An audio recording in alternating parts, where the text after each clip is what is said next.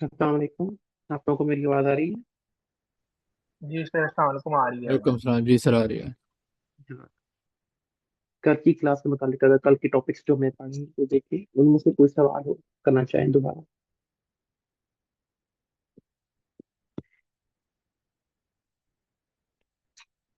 चलिए आगे बढ़ते हैं। बल्कि मैं काम करता हूँ। मैं जो कल वाली क्लास है उसको छोटा सा उसका रिव्यू दे देता हूँ दोबारा लोगों के लिए। अच्छा जी। बिस्मिल्लाहिर्रहमानिर्रहीम। पहले तो अल्लाह ताला की बाबर के नाम से शुरू करते हैं। बिस्मिल्लाहिर्रहमानिर्रहीम। रब्बि इश्रह ली सदरी व यस्सिर ली अमरी वहलुल उक़्दतम मिन लिसानी यफ़क़हू कौली। अच्छा, कल हम लोगों ने बेसिकली स्टार्ट किया था यूएस टैक्सेशन का, जिसमें हमने बेसिक्स देखी थी। ठीक है, और टैक्स अथॉरिटी के बारे में देखा था। कौन किसको जरूरत है टैक्स रिटर्न फाइल करने की, टैक्स प्रैक्टिस क्या होती हैं, फाइलिंग स्टेटस क्या होते हैं, ठीक है, कब फाइल किया जाता है। ये हमने छोटी सी चीजें देखी थी। इसको मैं छोटा सा रिव्यू दे देता हूँ। इस कोर्स की जो कोर्स है आपका टैक्स प्रिपरेशन का, टैक्स प्रिपेयर का कोर्स, इसमें हम बेसिकली बेसिक्स देखेंगे पहले 2 लेक्चर्स के अंदर। उसके बाद हम इंडिविजुअल टैक्सेशन स्टार्ट करेंगे प्रैक्टिकली। फिर उसके बाद हम स्टार्ट करेंगे बिजनेस टैक्सेशन, और उसके बाद फिर ये आपका पेरोल, क्विक बुक्स और सेल्स टैक्स, एलएलसी प्रमोशन वगैरह ये करेंगे। हमने देखा था जी कि यूएस टैक्सेशन जो है वो फेडरल लेवल पे और स्टेट लेवल पे चलती है। फेडरल लेवल पे आप इनकम टैक्स भी पे करते हैं और स्टेट लेवल पे भी आप इनकम टैक्स पे करते हैं। फेडरल लेवल पे कुछ स्टेट होती है जो टैक्स फ्री स्टेट होती है, जैसे लुजियाना, सॉरी, फ्लोरिडा हो गई, वायोमिंग हो गई। ये टैक्स फ्री स्टेट होती हैं। और कुछ टैक्सेबल स्टेट होती हैं, जैसे न्यूयॉर्क हो गई, लुजियाना हो गई। जो पेरोल टैक्सेस है वो अ, उसमें जो है आपका मेडिकेयर और सोशल सिक्योरिटी ये आपका फेडरल लेवल पे जाता है। और अनएम्प्लॉयमेंट टैक्सेस आपका फेडरल पे भी जाता है और स्टेट लेवल पे भी जाता है। इनमें जो विद होल्डिंग होती है इनकम टैक्स की, वो भी फेडरल लेवल पे और स्टेट लेवल दोनों पे होती है। सेल्स टैक्स जो है ना वो सिर्फ स्टेट ही करता है, उसमें फेडरल लेवल पे कुछ नहीं होता। आपकी एलएलसी के रजिस्ट्रेशन, आपके सोल प्रोप्राइटर की रजिस्ट्रेशन, कंपनी रजिस्ट्रेशन आपकी सारी स्टेट लेवल पे होती हैं और उनको स्टेट्स ही देखती हैं। फिर हमने देखा था कि टैक्स फॉर्म्स कौन कौन से होते हैं। जो इंडिविजुअल पे आपकी जो टैक्स रिटर्न जाती है उसको 1040 कहा जाता है। और जो आपकी पार्टनरशिप में रिटर्न्स जाती हैं वो आपकी 1055 का फॉर्म जाता है। आपकी जो बिजनेस टैक्सेशन में जो सी कॉर्प है, इसमें 1120 की रिटर्न जाती है, 1120 का फॉर्म जाता है। और अगर एस कॉर्प में चले जाए तो 1120 एस का फॉर्म जाता है। एस कॉर्प, सी कॉर्प क्या बला है, ये इंशाल्लाह हम बिजनेस टैक्सेशन में इनको डिटेल में देखेंगे। फिर हमने देखा था जी कि एफपी जो जिस तरह पाकिस्तान में एफडीआर डील करता है हमारे टैक्स के मामला, इस तरह यूएस में जो टैक्स अथॉरिटी है उसको आईआरएस कहते हैं, इंटरनल रेवेन्यू सर्विस। फिर हमने जो है वो देखा था कि फेडरल लेवल पे टैक्स कैसे वर्क करता है। ठीक है, आप इंडिविजुअल हैं या आप कॉरपोरेशन हैं या आप ट्रस्ट हैं, तो ये लोग अपने फेडरल लेवल पे टैक्सेस पे करते हैं। जो पास थ्रू एंटिटीज हैं, जैसे कारपोरेट, जैसे पार्टनरशिप हो गई या एस्कॉर्ट हो गई, इनकी सिर्फ रिटर्न की फाइलिंग होती है लेकिन ये टैक्स नहीं पे करती। इनका टैक्स जो है वो आप इंडिविजुअल लेवल के थ्रू पे करते हैं। उसमें से फॉर्म निकलता है, K1 का फॉर्म होता है, और वो K1 का फॉर्म आपके पर्सनल में ऐड होता है और फिर आप उस पर टैक्स पे करते हैं। उसके बाद हमने प्रोग्रेसिव टैक्सेशन के रेट्स वगैरह देखे थे, जिसमें हमारा 10% से 37% तक के रेट्स हमारे डिफरेंट रेंजेस चलती हैं। और उसके बाद हमने देखा था कि फाइलिंग स्टेटस के बारे में थोड़ा सा देखा था कि फाइलिंग स्टेटस हमारे पास कौन कौन से होते हैं। अच्छा, फाइलिंग स्टेटस मैंने पहले ही मैंने थोड़ी सी चेंजेस कर दी थी, स्लाइड ऊपर से कर दी थी ताकि आप लोगों को सब चीज में मिल जाए। फाइलिंग स्टेटस में हमने 5 फाइलिंग स्टेटस देखे थे, जिसमें सिंगल था, हेड ऑफ हाउस होल्ड था, married filing jointly, married filing separately, और qualifying widower with surviving spouse, with surviving child या डिपेंडेंट चाइल्ड। उसमें पहला हमारे पास था फाइलिंग का स्टेटस सिंगल का, क्योंकि अनमैरिड होता है या डिवोर्स होता है जिसके पास कोई डिपेंडेंट नहीं होता। और ये फाइलिंग स्टेटस जो भी होता है, कोई भी फाइलिंग स्टेटस हो पांचों में से, वो डिपेंड करता है कि आप लास्ट डे ऑफ ईयर, तो उनका जो फाइलिंग जो टैक्स टैक्स ईयर होता है फिर वो जनवरी टू दिसंबर होता है। तो 31 दिसंबर को रात को 12 बजे से पहले पहले जो भी आपका स्टेटस होगा, that is your status for the whole year. फिर उसके बाद वेरिक फाइलिंग ज्वाइंटली आया था, जिसमें स्पाउस और टैक्स पेयर और स्पाउस दोनों अपनी ज्वाइंट रिटर्न फाइल करते हैं, अपनी ज्वाइंट इनकम देते हैं, और उनकी स्टैंडर्ड डिडक्शन भी उस हिसाब से ज्यादा आ रही होती है। फिर उसके बाद वेरीफाइड सेपरेटली था कि अगर स्पाउस मैरिड, मतलब कपल मैरिड है लेकिन अगर अलग अलग फाइल करना चाह रहा है तो वो कर सकता है। फिर उसके बाद क्वालिफाइंग विडोअर का कॉन्सेप्ट देखा था कि भाई अगर कोई एक स्पाउस हो गया है टैक्स पेयर या स्पाउस में से, तो जो वो जिस साल में वो स्पाउस होता है तो उस साल में तो वो खैर मेरिट वाले ज्वाइंटली ही करेगा, लेकिन उससे नेक्स्ट 2 ईयर्स को वो क्वालिफाइंग विडोअर पे डिपेंडेंट चाइल्ड के स्टेटस में करेगा अगर उसके पास डिपेंडेंट चाइल्ड है। अगर डिपेंडेंट चाइल्ड नहीं है तो वो फिर वो सीधा सीधा सिंगल पे चला जाएगा, लेकिन अगर डिपेंडेंट चाइल्ड है तो फिर उसको qualifying widower with dependent child का स्टेटस मिल जाता है। जैसे खुदा ना खास्ता अगर आपका जो क्लाइंट है उसमें से एक कोई फौत हो गया है 2024 में, तो 2024 के रिटर्न तो मेरिट फाइलिंग जॉइंटली की ही जाएगी, लेकिन 2025 और 26 में उसको क्वालिफाइंग विडोअर का स्टेटस मिल जाएगा, और 2027 में फिर वो हेड ऑफ हाउस होल्ड में चला जाएगा अगर वो शादी नहीं करता। लेकिन अगर शादी कर लेता है दिसंबर में किसी भी टाइम पे, तो वही तो उसका स्टेटस चेंज हो जाएगा दिसंबर से पहले पहले, 31 दिसंबर रात 12 से पहले पहले कर लेता है अगर कभी शादी, या तो फिर वो उसका स्टेटस दोबारा मैरिज फाइलिंग जॉइंट में चला जाएगा।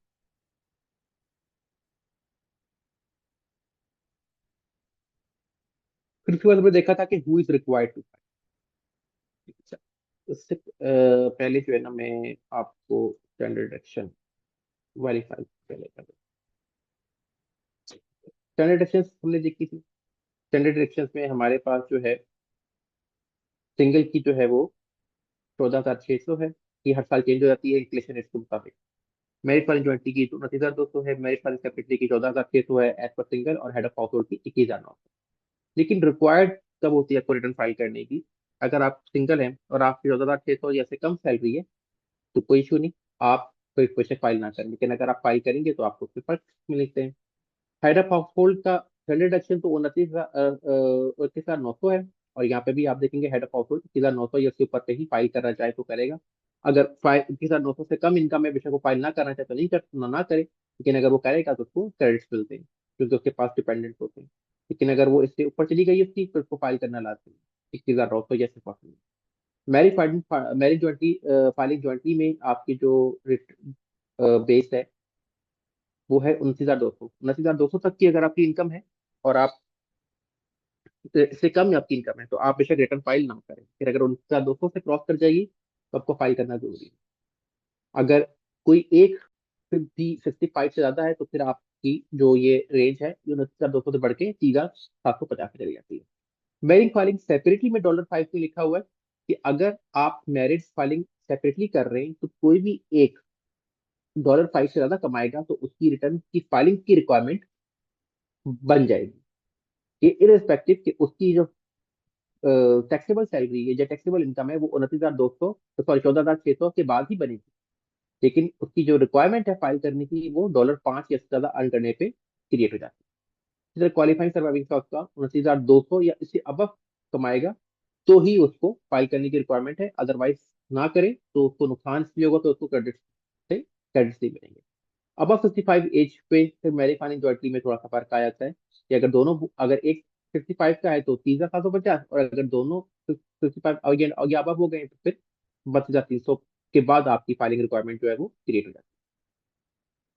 फिर उसके बाद हमने देखा था जी के टैक्स के ब्रैकेट्स आपके, कि जिसके अंदर कितनी अमाउंट के ऊपर आपकी टैक्स लायबिलिटी के परसेंटेजेस किस तरह शो करती हैं। ये वो अमाउंट्स हैं जो कि स्टैंडर्ड डिडक्शन के बाद वाली है।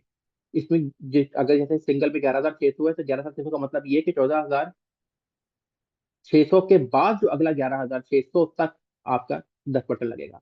जो पहला 14,600 है वो खत्म हो जाएगा, उसके बाद अप टू 11,600 के ऊपर आपकी परसेंटेज होगी। फिर उससे नेक्स्ट पे आपकी 12, फिर उससे नेक्स्ट नेक्स्ट स्लैब पे आपकी 22%, फिर नेक्स्ट स्लैब पे 24%, इस तरह बढ़ते बढ़ते ये 37% चली जाती है।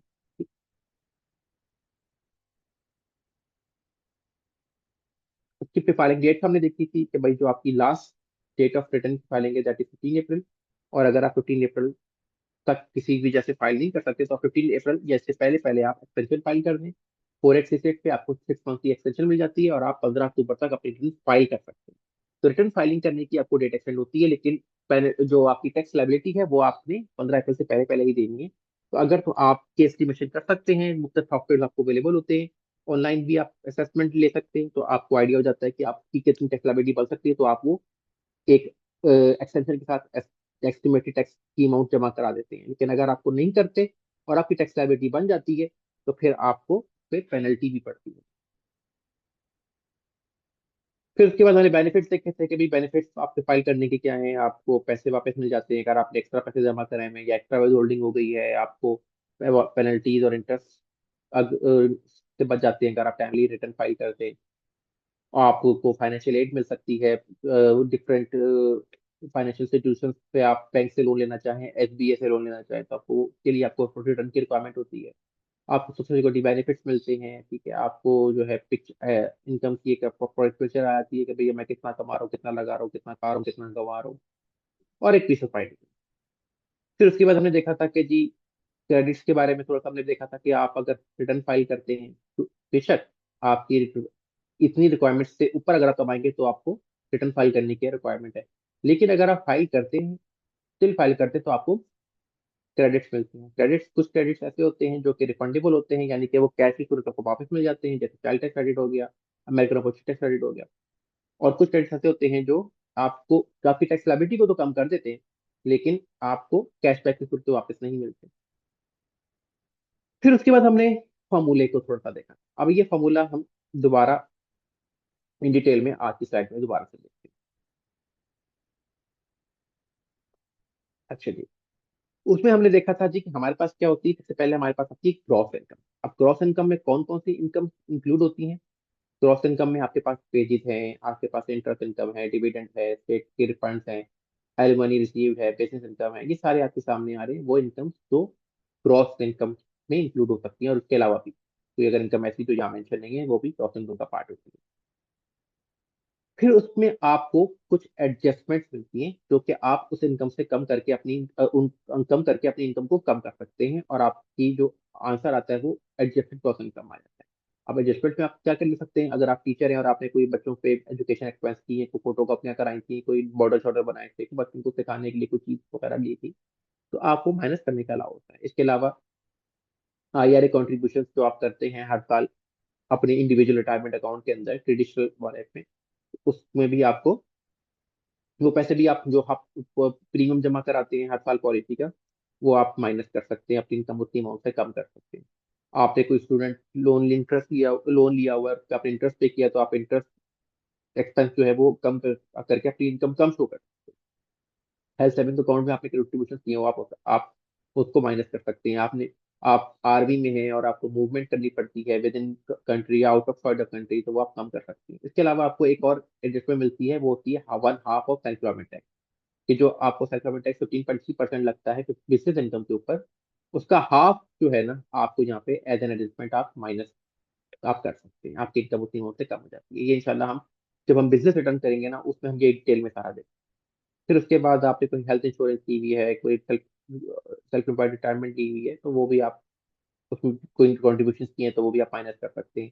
या अगर आपने जो है पैसे पहले निकलवा लिए, उसके ऊपर आपको इंटरेस्ट पे पेनल्टी लगी है, तो वो भी आप माइनस कर सकते हैं। या अगर आप एलिमनी दे रहे तो वो भी आप माइनस कर सकते हैं। तो ये कुछ एडजस्टमेंट होती हैं जो आप माइनस करते हैं, और फिर आप एडजस्टेड ग्रॉस इनकम पे आ जाते हैं।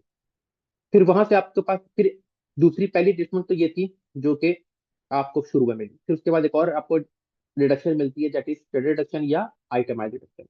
क्रेडिट डिडक्शन तो वो है जो हमने अभी देखी, सिंगल के लिए 14,600 है, तो आप मेरे साथ मेजोरिटी के लिए 29,200 है। ये वो रिडक्शन है, यानी कि ये वो अमाउंट है कि जिसके ऊपर आपकी टैक्स लायबिलिटी क्रिएट नहीं होगी, इसके बाद टैक्स लायबिलिटी क्रिएट होगी। तो अगर आपकी इनकम से ज्यादा होगी तो आपकी टैक्स लायबिलिटी क्रिएट होगी, अगर इसका इनकम से कम होगी तो आपकी टैक्स लायबिलिटी क्रिएट नहीं। तो आप क्या तो स्टैंडर्ड डिडक्शन माइनस कर सकते हैं, या आप चाहें तो आप आइटमाइज डिडक्शन में भी से भी माइनस कर सकते हैं। आइटमाइज डिडक्शन में आपके पास मेडिकल एक्सपेंसेस हैं, आपने कोई स्टेट टैक्सेस दिए हैं, कोई प्रॉपर्टी टैक्सेस दिए हैं, सेल्स टैक्सेस दिया है, आप अगर आपका मॉर्गेज करवाया हुआ है तो उसके ऊपर आपने अगर इंटरेस्ट पे किया है, 1098 जो मैंने कल को फॉर्म भी दिखाया था, तो वो आप माइनस कर सकते हैं। आपने कोई चैरिटेबल कॉन्ट्रीब्यूशन किए हैं वो कर सकते हैं। या घर खुदा नफाख्ता कोई कैजुअलिटी हो गई, कोई घर में चोरी हो गई, कोई डाका पड़ गया, कोई फेडरल डिजास्टर आ गया, कोई स्ट्रॉम आ गया, कोई अर्थक्वेक आ गया, आपका घर तबाह बर्बाद हो गया, नुकसान हो गया, कुछ भी हुआ, तो आप वो एक्सपेंसेस भी माइनस कर सकते हैं, प्रोवाइडेड कि आपको इस सूरत में अपने रसीदें वगैरह संभाल के रखना पड़ती हैं, ताकि कल को अगर ऑडिट खुले तो आपको वो प्रोवाइड करना लाजमी होगा। रिटर्न रिडक्शन की सूरत में ऑडिट के चांसेस कम होते हैं। उसके बाद आप आ जाते हैं टैक्सेबल इनकम के ऊपर बिफोर क्यूबीआई। अगर आपकी बिजनेस इनकम होगी तो आपको क्यूबीआई डिडक्शन भी मिल जाएगी, यानी कि बिजनेस का जो नेट प्रॉफिट होगा उसका ऑलमोस्ट 20% आपको डिडक्शन मिल जाती है। लेकिन अगर आपका बेसिस इनकम नहीं है, that is your taxable income. उस टैक्सेबल इनकम के ऊपर आपका टैक्स लग जाता है। वो टैक्स वही रेट होते हैं 10, 12, 13, 12%, 12%, 24%, जो भी आपकी जिस स्लैब में भी आप फॉल कर रहे हो, तो उस पर आपको वो टैक्स रेट लगता है। वो टैक्स रेट पे जो है आप की फेडरल लाइबिलिटी बन जाती है। अब उस लाइबिलिटी को कम दो तरीकों से किया जा सकता है। एक तो आपकी टैक्स क्रेडिट के थ्रू, और एक पेमेंट्स के थ्रू। पेमेंट्स में वो पेमेंट्स आ जाती है जो कि आपने आपकी जैसे सैलरी के वक्त विद होल्डिंग हो गई, तो वो आपकी पेमेंट्स हो गई, या आपने एस्टिमेटेड टैक्सेस जमा कराए हुए हैं, वो आपके पेमेंट्स में से वो अमाउंट कम कर देते हैं। या आपको मुख्तलिफ तरह के क्रेडिट मिलते हैं, जैसे आपका बच्चे हैं तो आपको हर पर बच्चा 2,000 का क्रेडिट मिलेगा। इसी तरह आप बच्चे पढ़ रहे हैं तो आपको अमेरिकन मोबिलिटी टैक्स क्रेडिट या लाइफ टाइम लर्निंग क्रेडिट में से कोई एक तो आप ले सकते हैं, डिपेंड करता है कौन सा क्राइटेरिया आपका फॉल करता है। तो वो क्रेडिट्स जो है ये आपकी लाइबिलिटी को कम कर देते हैं। जो ऊपर थी टैक्सेबल इनकम से ऊपर ऊपर, वो क्या थी, वो डिडक्शन थी जो कि आपकी टैक्सेबल इनकम को कम कर रही है। जैसे आपकी एडजस्टमेंट हो गई, आपकी फेडरल डिडक्शन हो गई, क्यूबीआई डिडक्शन हो गई, ये आपकी टैक्सेबल इनकम को कम कर। और क्रेडिट्स जो है ये आपकी टैक्स लाइबिलिटी, जो टैक्सेबल इनकम के ऊपर परसेंटेज के बाद आपका जो टैक्स लाइबिलिटी बनती है, जो भी परसेंटेज आपके जिसमें आप फॉल कर रहे हैं जिस स्लैब के अंदर, तो फिर आपको उसको अगर कम करना है तो उसमें आया तो आपकी पेमेंट होती है वो, या फिर आपके टैक्स क्रेडिट्स जो है वो आपकी टैक्स लाइबिलिटी को कम कर देते हैं, या आपको रिफंड में तब्दील कर देते हैं। और इसके अलावा यहाँ पे एक टैक्स और ऐड हो जाता है, that is tax employment tax, जो कि सिर्फ बिजनेस इनकम पे होता है, that is 15.3% of your business profit. ये था आपका कल तक का सारा रिवाइज जो मैंने अभी तक कराया है। इसमें किसी का कोई सवाल हो जहां तक, जो मैंने अभी सिर्फ कल की रिवीजन कराई है, तो वो कर सकते हैं, हैंड रेस करके। अस्सलाम वालेकुम। वो जी वालेकुम सलाम। जी कौन बात मैं कर रहे हैं? ऐमन ऐमन ऐमन कादिर नाम है मेरा। मुझे एक्चुअली बस ये पूछना था। मुझे इससे वैसे तो ये सब समझ आ गया अभी, लेकिन मुझे बीच से ना थोड़ी सी आवाज चली गई थी, तो मैं बस ये पूछ रही थी कि रिकॉर्डिंग जो होती है उसमें आपकी आवाज सब जगह क्लियर होगी ना? क्योंकि अगर मैं दोबारा सुनना चाहूँ तो मुझे समझ आ जाएगा ना? आपको कहाँ से आवाज गायब हुई थी मुझे बता दें, मैं रिपीट कर देता हूँ। मुझे नहीं आइडिया कि रिकॉर्डिंग कहाँ से आएगी, क्योंकि कल की क्लास में हमारी जो पहली बात हुई थी वो यही हुई थी कि रिकॉर्डिंग कब अपलोड होगी एलएमएस पोर्टल पे, क्या कैसी शक्ल आती है मुझे नहीं पता, ये आपकी एडमिनिस्ट्रेशन ही आपको बताती है। ठीक है, तो उसके लिए आपको एडमिनिस्ट्रेशन से कांटेक्ट करना होता है। लेकिन खुदा ना खास्ता अगर आवाज का मसला आया है, आप मुझे बता दें। जी मैं एक काम ये करता हूँ कि मैं अपना नेट भी चेंज कर लेता हूँ। अगर आपको ये पे डिस्कनेक्शन का इशू आ रहा है, एक मिनट रुकिएगा, मैं नेट को नेट चेंज कर लूँ अपना, मेरे साथ रहिएगा आप लोग। जी। अगर मैं डिस्ट्रैक्ट हो जाऊं तो मुझे बता दें, मैं दोबारा भी ज्वाइन कर लूंगा। दूसरा ये कि आप मुझे बस ये बता दें कि कहाँ से डिस्कनेक्ट हुआ था, मैं इसको रिपीट कर दूँ। थोड़ा सा आप जो वो बता रहे थे ना कि कौन रिकॉर्ड है टैक्स फाइल करने में, उस वक्त मुझे थोड़ा सा ना क्लियर नहीं समझ आई थी चीजें। Who is required to file tax? जी जी। ठीक है। अच्छा ठीक है, मैं दोबारा बता दूँ। जी मकसूद जी अहमद साहब, थैंक आपका यू। कोई सवाल?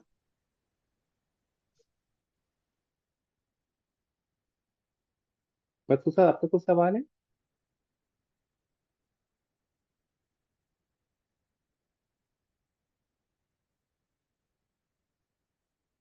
मकसूद अहमद साहब।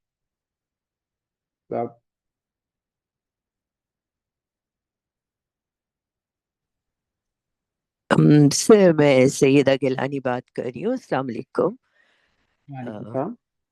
सर एक्चुअली हुआ ये है कि मैं जूम लिंक में ज्वाइन हो रही थी और मैं हो नहीं पा रही थी, तो हम्म। मैंने स्टार्ट का जो था वो सिलसिला वो सारा मिस कर दिया। बस ये जहाँ से आपने वो टैक्सेबल और नॉन टैक्सेबल इनकम बताई है, मैंने वहां से ज्वाइन किया। अच्छा, अभी तो तो मैंने वो बताया जो कल की क्लास में बताया था। आप कल की क्लास में थी हमारे साथ? नहीं, मैं नहीं थी कल की क्लास में, बिकॉज के मुझे लिंक ही नहीं मिला।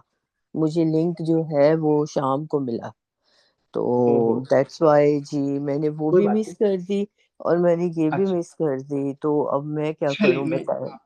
कोई बात नहीं, मैं अभी तो मैंने फिलहाल बेसिकली जो कल की क्लास हमने पढ़ी थी मैंने उसको रिवाइज किया है, उसको हम्म। रिपीट किया है। तो आप अपना जो कोऑर्डिनेटर है जिन्होंने आपको आज का लिंक दिया है, जिसको आपने फीस सबमिट कराई है या जिनसे आप कांटेक्ट में हैं, उससे आप हम्म। एक तो कल की रिकॉर्डिंग ले लीजिए, जो कल का लेक्चर हमारा हुआ है, ठीक है, तो वो आपको ज्यादा उसमें समझ आ जाएगा। मैंने अच्छा सिर्फ कल ठीक का है। जो लेक्चर था ना उसको एक जस्ट एक जो है ना एक फुल फ्लो में रिवाइज रिपीट किया है, उसमें कुछ नया मैंने नहीं बताया, ठीक है। वो अगर आप कल का लेक्चर सुनेंगे तो आपको बेहतर ज्यादा सब बेहतर समझ आ जाएगा, क्योंकि कल हमने बड़ा डिटेल में पढ़ा है सारी चीजें, हमने ना एक चीज को डिटेल से पढ़ा था। अच्छा, तो लाइक मुझे मिल जाएगी लेक्चर की हाँ रिकॉर्डिंग? हाँ, जी जी बिल्कुल मिलेगी, आप अपने कोऑर्डिनेटर से कांटेक्ट कीजिए, आपको शेयर हो जाएगी, ग्रुप में भी इसका लिंक आ जाएगा, यूट्यूब के ऊपर ये लोग अपलोड करते हैं, जो फर्स्ट टू लेक्चर होते हैं ना ये ग्रुप में अपलोड हो जाते हैं, तो यूट्यूब पे भी अपलोड होते हैं, तो आप वहां से भी इसको देख सकते ठीक है सर, थैंक यू सर। हैं।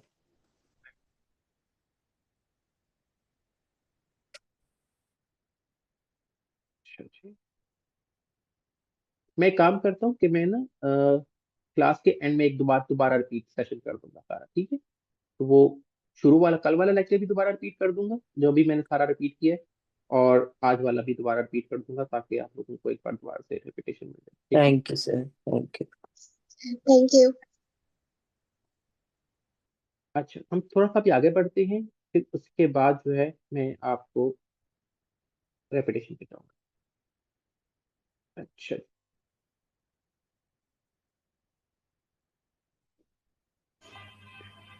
हेलो।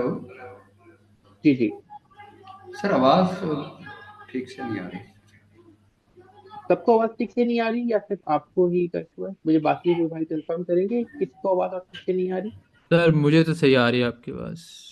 ये आवाज़ सही आ रही है। सर आवाज तो क्लियर है चलो, वैसे आपकी शुरू से।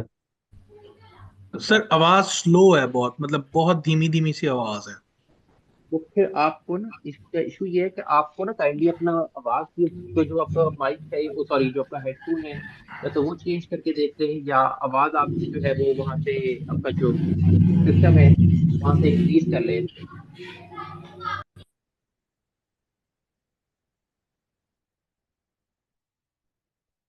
अच्छा मकसूद साहब, आपको तो सवाल है तो अनम्यूट करके सवाल कर सकते हैं, सवाल करने के बाद फिर अब आपको वापस म्यूट कर दीजिएगा। आपका हैंड रेज है मेरे सामने।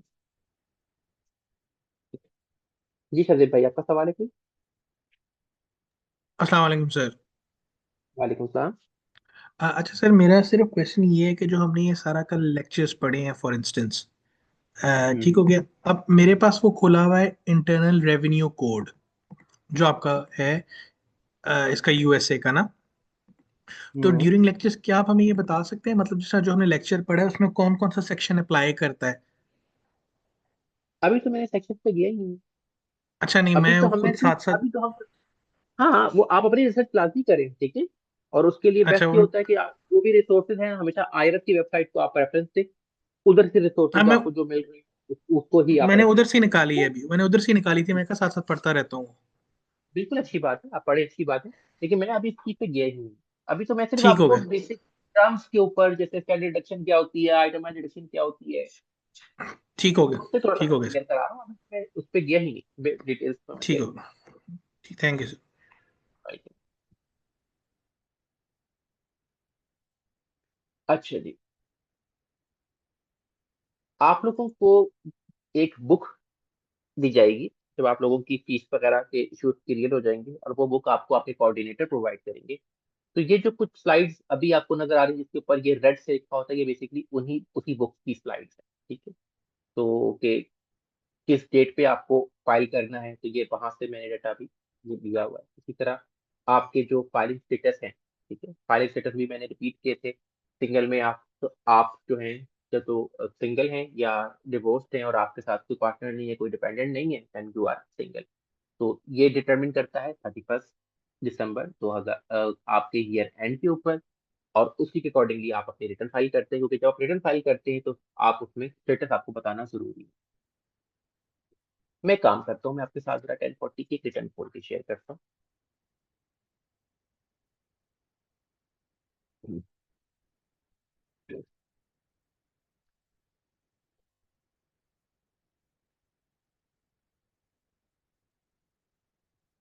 मुझे काइंडली कंफर्म कीजिएगा, आपको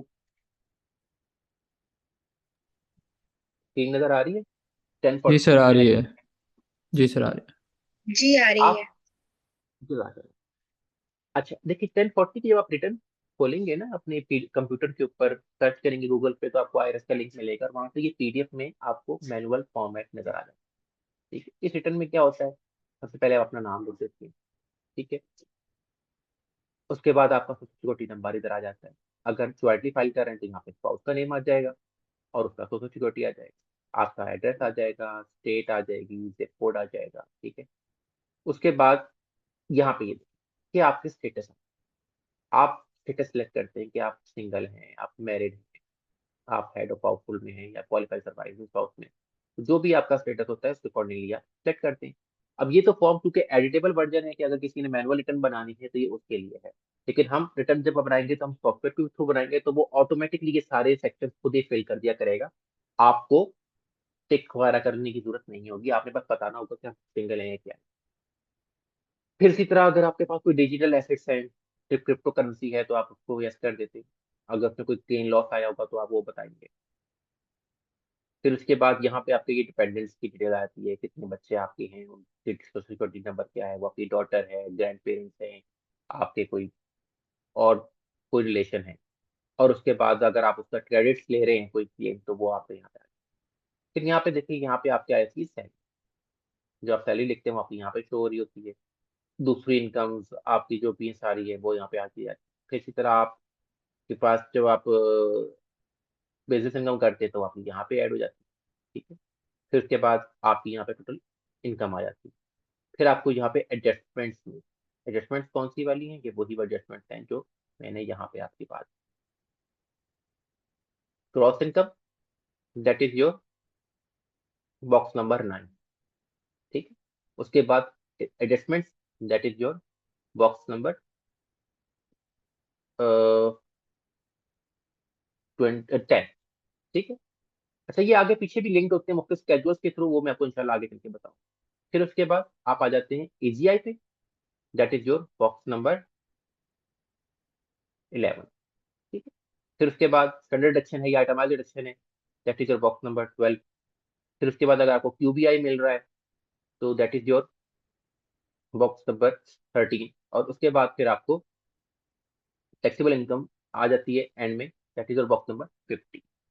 तो आपकी रिटर्न इस तरह पहला पेज आपका बनता है। 1040 में 2 पेजेस होते हैं, और उसके बाद उसके आगे उसके एडिशनल सब जो है ना सब पेजेस होते हैं, जिसमें आपके मुख्तलिफ स्केड्यूल्स पे आ रहे होते हैं कि अगर आपने बिजनेस इनकम का है तो वो कहाँ से आ रही है, क्रेडिट्स लिए हैं तो उनके फॉर्म साथ साथ ऐड होते हैं, जो कि आप देख रहे होंगे कि जैसे फॉर एग्जाम्पल बिजनेस इनकम है, बिजनेस इनकम आपकी स्केड्यूल 1 में रिपोर्ट हो रही होती है। ठीक है, तो स्केड्यूल 1 का फॉर्म सारा ऐड हो जाता है, वो सारा वो फार्म बाद में देखेंगे। अभी आपको सिर्फ एक नो हाउ दिखा रहा हूँ, शक्ल दिखा रहा हूँ कि 1040 की रिटर्न कैसी बन के आती है। फिर यहाँ पे आपकी बॉक्स नंबर 16 में आपकी टैक्स लाइबिलिटी बन के आ जाती है। ठीक? वो कौन सी है, ये आपकी आ गई tax liability, federal tax income पे लिखा हुआ। फिर उसके बाद अगर आपके कुछ क्रेडिट्स हैं, जैसे चाइल्ड टैक्स क्रेडिट है, तो वो यहाँ पे आ जाएगा। फिर उसके बाद अगर आपके अदर टैक्सेस हैं, वो आपके जैसे यहाँ पे ये देखा हुआ है अदर टैक्सेस, ये आपके ये इस बॉक्स में आ जाएंगे। और उसके बाद फिर आपने कोई पेमेंट्स की नहीं है, W2 पे कोई पेमेंट कटी हुई है, कोई 1099 पे पेमेंट कटी हुई है, कोई आपने पैसे जमा खुद से किए हुए हैं, तो वो सारी इस पेमेंट वाले सेक्शन में शो हो रही है। और उसके बाद एंड में आपकी या तो टैक्स लाइबिलिटी बन जाती है या आपका रिफंड आ जाता है। और अगर आप लेट फाइल करते हैं और उस टैक्स लाइबिलिटी आपकी बनी हुई है और आपने वो एक्सपेंसिंग तक पे नहीं की है, तो आपकी यहाँ पे पेनल्टी ऐड होगी।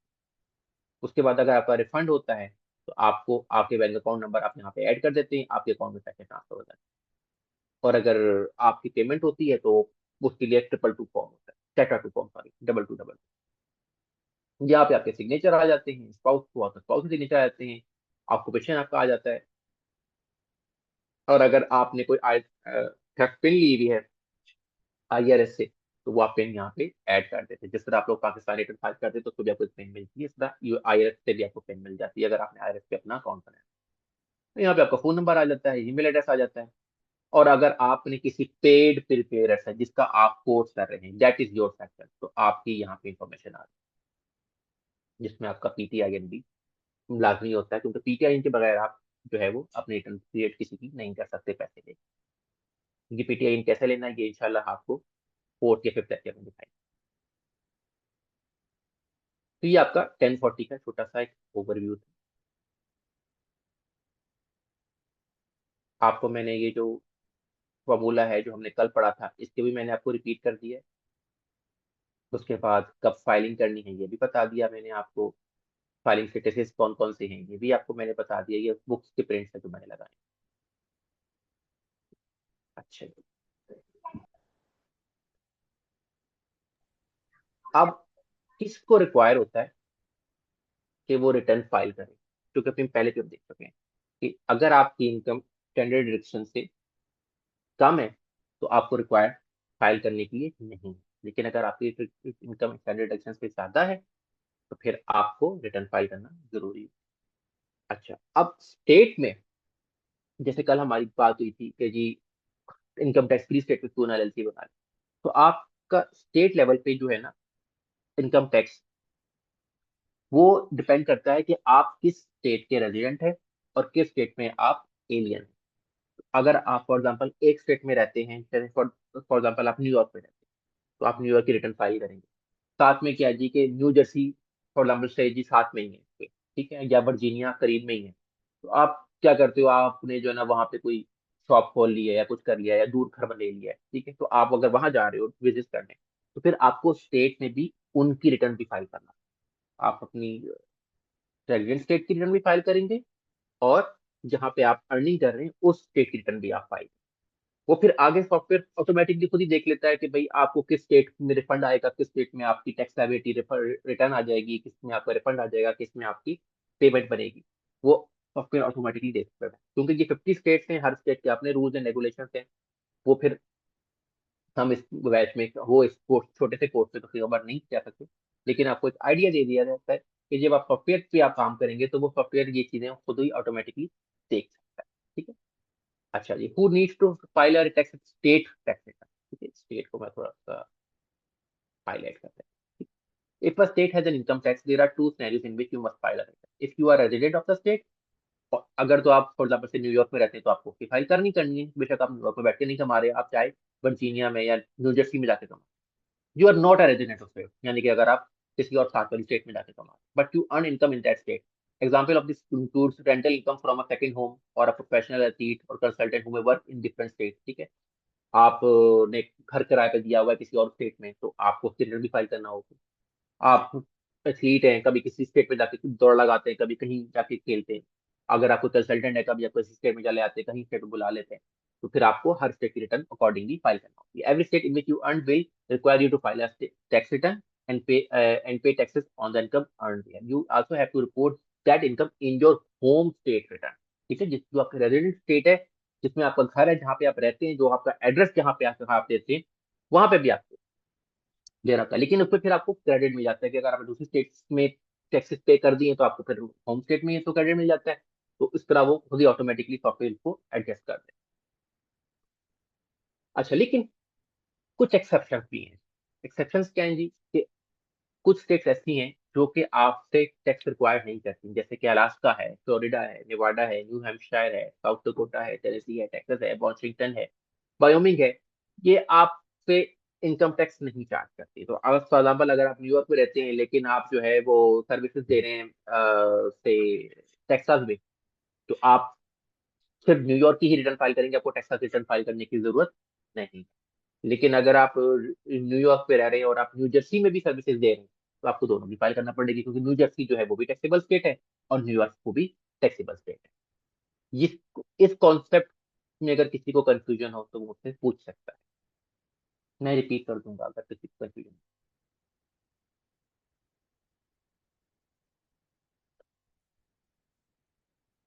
टैक्सेबल स्टेट और नॉन टैक्सेबल स्टेट को मतलब समझ आ गया जी? अब तो समझ आ सर ये जो फॉर्म आपने अभी 1040 का ओपन किया हुआ है, गया। जी,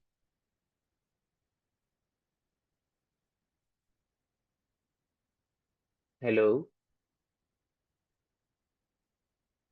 आपकी आवाज गायब हो गई समझ भाई।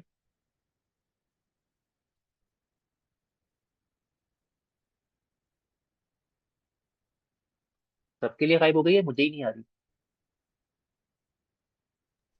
फिर किसी को भी जी नहीं आ रही उनकी आवाज। मुझे भी नहीं आ रही उनकी आवाज। और मुझे एक सवाल भी था मेरे पास मेरा एक, ये बताएं। कि अभी जो आपने ये कहा कि जैसे जो स्टेट्स वो नहीं लगाती, जहाँ पे नहीं टैक्स। करना पड़ता, तो बस जी टैक्स नहीं पे करना पड़ता, तो वहां पे सिर्फ पर्सनल इनकम टैक्स नहीं पे करना पड़ता, लेकिन अगर कोई दूसरे स्टेट का बंदा वहां जाके जॉब करेगा तो उसे बिजनेस वाला तो करना पड़ेगा, राइट? मुझे थोड़ा सा कंफ्यूजन हो डिपेंड गई थी। करता है, डिपेंड करता है कि उस स्टेट की क्या रिक्वायरमेंट। बिजनेस इनकम पे टैक्स है कि बिजनेस इनकम पे टैक्स नहीं है, पर्सनल लेवल पे टैक्स है नहीं है। हर स्टेट के अपने रूल्स एंड रेगुलेशन। सही।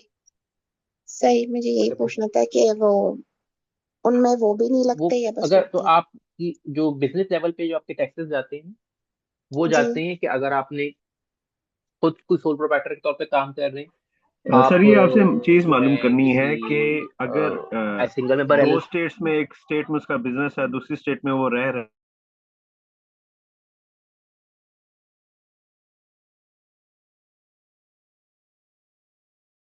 वो ऐसा कोई बिजनेस कर रहे हैं जो कि आप रिटर्न जिसकी 1040। नहीं, इन जनरल सेंस भी अगर आप ले लें 1040 भी में देखा जा सकता है, लेकिन जनरल सेंस 1040 तो इंडिविजुअल की आ जाती है ना, not in a business sense. आपको आवाज आ रही है? जी जी सर मुझे अब आ रही है। समझ आ रही है। Thank you। अच्छा, मैं ये दोबारा बता देता हूँ। आपकी जो 1040 की रिटर्न है ना, इसमें सिर्फ सैलरी नहीं जाती है। इसमें अगर आप कोई ऐसा बिजनेस कर रहे हैं, जैसे कि आप सोल प्रोप्राइटर के तौर पे काम कर रहे हैं, आपने कोई दुकान खोली हुई है या सिंगल मेंबर एलएलसी खोली हुई है, ठीक है, तो वो भी आपकी रिटर्न बेसिस 1040 में ही जाती है। और वो इसका जो स्कीम जाती है वो इंशाल्लाह हम ये फोर्थ या फिफ्थ क्लास पे देखेंगे, जब हम बिजनेस रिटर्न फाइल करना सीखेंगे। थर्ड क्लास में इंशाल्लाह हम सैलरी रिटर्न बनाएंगे और फोर्थ में हम बिजनेस रिटर्न बनाएंगे। तो उसमें आपको मैं गाइड करूंगा। अभी आप परेशान ना हो, थोड़ा सा सिर्फ इसको देखें, आपको समझ आएगा। नहीं समझ आ रहा तो परेशान होने की जरूरत नहीं है, क्योंकि जब मैं आगे दोबारा ये चीजें रिवाइज करूंगा, तो आप जब ये लेक्चर को दोबारा देखेंगे ना, तो वो चीजें आपकी आपस में खुद ही लिंक होना शुरू। ठीक है? तो अभी इस हाँ। लेवल पे शायद आपको चीजें ना समझ आ रही हो, तो अभी आप अच्छा। थोड़ा सा जो है। जी सर, बस मुझे जो समझ आया है वो ये, आपने बताया है कि अगर कोई बंदा रहता वो वर्जीनिया में है और जॉब उसका टेक्सास में है, तो उसके जो रिटर्न जाएगी 1040 जाएगा, वो अकॉर्डिंग टेक्सास रूल्स से जाएगा। नहीं नहीं नहीं नहीं फिर- नहीं नहीं नहीं नहीं। अच्छा, मतलब ऐसा दोबारा नहीं है। दोबारा सुनो, दोबारा। जी। आपकी जो टैक्स की रिटर्न जाती है, वो जी। दो रिटर्न जाती है। ठीक है, माइक ऑफ करते मैं बताता हूँ। आपकी जो टैक्स की रिटर्न जाती है, हम्म। वो दो अलग अलग जाती है। ठीक है, एक फेडरल टैक्स की जाती है, जो कि हम डिटेल में पढ़ेंगे, और एक स्टेट की रिटर्न जाती है। वो सॉफ्टवेयर ऑटोमेटिकली आपकी स्टेट की बना देता है, अगर आपकी स्टेट टैक्सेबल है तो। ठीक है, अगर आप फेडरल में आपकी टैक्स लाइबिलिटी बन रही है, जरूरी नहीं कि स्टेट में भी बन रही हो। मुमकिन है फेडरल में ना बन रही हो, स्टेट में बन रही हो। मुमकिन है दोनों में बन रही हो। तो दोनों की ओके। रिटर्न अलग अलग रख जाती है। ठीक है, उसको इससे ताल्लुक नहीं है। अब स्टेट में आप कौन सी रिटर्न फाइल करेंगे, हम उसको रिटर्न डिस्कस कर रहे थे। फेडरल में आपका 1040 का फॉर्म जाएगा, जो कि मैंने आपको हम्म। अभी दिखाया, ये वाला फॉर्म।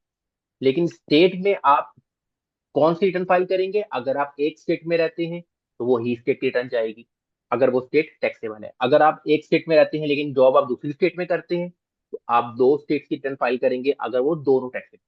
लेकिन अगर कोई स्टेट ऐसी है जो कि टैक्सेबल नहीं है, जिसमें हमने ये देखी, फ्लोरिडा की स्टेट है, अलास्का है, नेवाडा है, इस स्टेट में अगर आप रह रहे हैं या इस स्टेट में आप जॉब कर रहे हैं और ये टैक्सेबल स्टेट्स नहीं है, तो आपको इन स्टेट की रिटर्न फाइल करने की जरूरत नहीं है। हम्म। ओके। लेकिन ठीक है, फेडरल तो जाएगी ना सर? फेडरल हर हाल में जाएगी, फेडरल से कोई माफी नहीं। फेडरल हर हाल में जाएगी। क्लियर हो गया मैम आपको? हम्म। जी, हो गया है, थोड़ी आप सी कल का like, लेक्चर देखेंगे, आप तो मसला ये इशू यार है ना, आपने कल का लेक्चर मिस किया हुआ है, तो आप थोड़ा सा जरा बर्दाश्त करें। कल वाला लेक्चर आप जब आप देखेंगी ना, फिर उसके बाद आप इसको दोबारा सुनेंगी ना, तो आपको इंशाल्लाह क्लियर हो जाएगी। जी जी जी, ठीक है, थैंक यू सर। आप लोगों से गुजारिश ये करूंगा कि कोशिश किया करें कि आपके सामने एक बटन है जिसपे हार्ट वो रिएक्ट का बटन होता है, उस पे आपका होता है हैंड रेस के ऑप्शन। तो आप लोगों ने जब भी कुछ बात करनी है, सवाल करना है, तो मैं आपको बीच में टाइम दूंगा, आपने उसमें हैंड रेस करना है, और मैं फिर आपका नाम पुकारूंगा 1 बाय 1, और फिर आपने सवाल करना है। जिस तरह अभी अब्दुल समद समद साहब ने हैंड रेस किया है, जी अब्दुल समद साहब। अच्छा सर, मैं ये कह रहा था कि अगर कोई स्टेट का रेजिडेंट है, सिंगल स्टेट का, और उसकी रिटर्न आप कह रहे हैं कि वो ऑटोमेटिकली प्रिपेयर हो जाती है सॉफ्टवेयर के ऊपर जब हम फेडरल का रिटर्न प्रिपेयर कर रहे होते हैं, जी तो बिल्कुल। क्या कभी अब मैंने जो फेडरल का रिटर्न प्रिपेयर किया होगा, वो उस प्रिपेयर्ड रिटर्न के अंदर जो मेरी टैक्स लाइबिलिटी आ रही है वो डिफरेंट होगी और मेरा स्टेट का डिफरेंट होगा, या वो क्या सेम तो कंसिडर होगा? हर स्टेट के अपने रूल्स हैं, स्टेट वहां पे जो है वो अपनी मर्जी से चलती है। मतलब अगर वो ऐसा भी हो सकता है कि मेरा फेडरल की टैक्स लाइबिलिटी कुछ डिफरेंट आ रही हो, यानी एक फेडरल की हाँ टैक्स लाइबिलिटी बिल्कुल $100 आ बिल्कुल रही है, वो बिल्कुल भी सॉफ्टवेयर ही ये कैलकुलेट करेगा?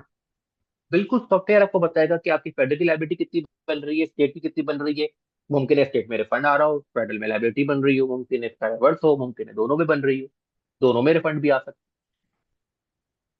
इसका मतलब सॉफ्टवेयर है वो इस तरह से डिजाइन हुआ है कि मैं जब इनकम वहां पर है। हाँ पुट करूंगा तो वो बाइफरकेट हो रहा होगा ऑटोमेटिकली। बिल्कुल, वो ऑटोमेटिकली खुद ही आपको बताएगा कि स्टेट में कितनी टैक्सेबल इनकम बनेगी, लाइबिलिटी कितनी बनेगी, और फेडरल में कितनी बनेगी। एंड सेम इज ये the case with multiple states, अगर कोई दो तीन स्टेट्स बिल्कुल का है तो बिल्कुल उसमें भी इसी तरीके से होगा। बिल्कुल ऐसे ही होगा। चलें, ठीक है सर, थैंक यू।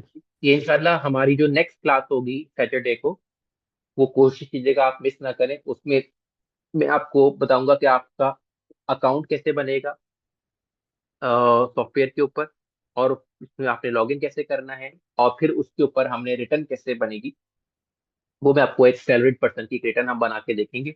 वो आपको बताऊंगा। वो जब आप लोग रिटर्न अपने हाथ से एक बार बना लेंगे ना, फिर आपकी जितनी भी कंफ्यूजन है ना, ये काफी हद तक क्लियर हो जाएगी इंशाल्लाह। अच्छा जी, उसके बाद 1040 का रिव्यू मैंने आपको ऑलरेडी करा दिया है। 1040 बेसिकली इसके कुछ वर्जन और भी होते हैं, जैसे फॉर एग्जांपल जो सीनियर्स होते हैं उनके लिए 1040 SR का एक वर्जन होता वो सेम 1040 की ही तरह है, लेकिन उसमें क्या होता है कि फॉन्ट थोड़ा बड़ा बड़ा लिखा होता है। और अब ये देखेंगे, मैंने 1040 SR लिखा सर्च में, और ये आपके सामने 1040 SR की 1040। ये कितने पेजेस पे है? ये 4 पेजेस पे। क्यों? क्योंकि उसमें जो है ना, उन्होंने थोड़ा सा फॉन्ट का साइज बड़ा कर दिया है। अब यहाँ पे देखें, 6 लाइन तक, 6B तक आ रहा है, और सेकंड पेज पे आपके ये यहाँ तक आ रहा है, जबकि हमने जो पहला देखा था उसमें फर्स्ट पेज पे 15 रोज तक आ रहा था, और इसमें वो 6B तक आ रहा है। तो ये इसलिए थोड़ा सा वो SR का डिफरेंस ये होता है कि जो लोग मोर देन 65 या अबव है, उनके लिए आप ये 1040 SR की रिटर्न यूज करते हैं।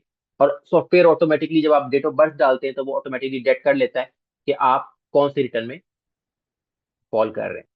तो इसलिए आपको उसकी कंफ्यूजन की जरूरत नहीं होगी कि आपने कौन सी लेनी है। उसके अलावा वो लोग जो नॉन रेजिडेंट होते हैं, फॉर एग्जाम्पल आप पाकिस्तान में बैठे हुए हैं, और आप पाकिस्तानी आप हैं, और आप US में गए, और आपने वहां पे पैसे कमाए, तो आपको वहां पे जो इनकम आपने कमाई है उसके ऊपर आपको रिटर्न फाइल करना पड़ेगा। ठीक है। अब ये रेजिडेंट कब होता है, उसके रेजिडेंट डेज क्या होते हैं, कि इंशाल्लाह हम डिटेल में आगे देखेंगे। तो वो लोग जो वहाँ के US के रेजिडेंट्स नहीं होते, और वो US जाते हैं और वहां से पैसे कमाते हैं, चाहे वो वहां बैठ के कमा रहे हो या पाकिस्तान में बैठ के कमा रहे हो, तो किस किस इनकम पे कौन कौन सी टैक्स लायबिलिटी बनती है, नहीं बनती है, और कब रिटर्न फाइल करना जरूरी है, तो वो सारी इंशाल्लाह हम देखेंगे आगे चल के। तो उनकी 1040 NRC रिटर्न फाइल होती है जो कि नॉन रेजिडेंट। उसके अलावा अगर अमेंडमेंट करनी पड़ जाए, फॉर एग्जाम्पल आप रिटर्न फाइल की, या कोई अगर ओहो मैंने तो फलानी इनकम इंक्लूड ही नहीं की, या मैंने बच्चा ऐड ही नहीं किया अपना, तो फिर आपको अगर रिटर्न रिवाइज करनी है, तो आप 1040X का फॉर्म यूज करते हैं, और आपको ये रिटर्न रिवाइज हो जाती है, और ये भी सॉफ्टवेयर आपको ऑटोमेटिकली करके दे देता है। तो अगर आप लोगों ने चेक करना हो, तो गूगल पे 1040X लिखेगा, आपका भी फॉर्म आपके सामने खुल के आ जाएगा। तो आप रिटर्न जो है वो लास्ट 2 ईयर्स की रिटर्न रिवाइज कर सकते हैं।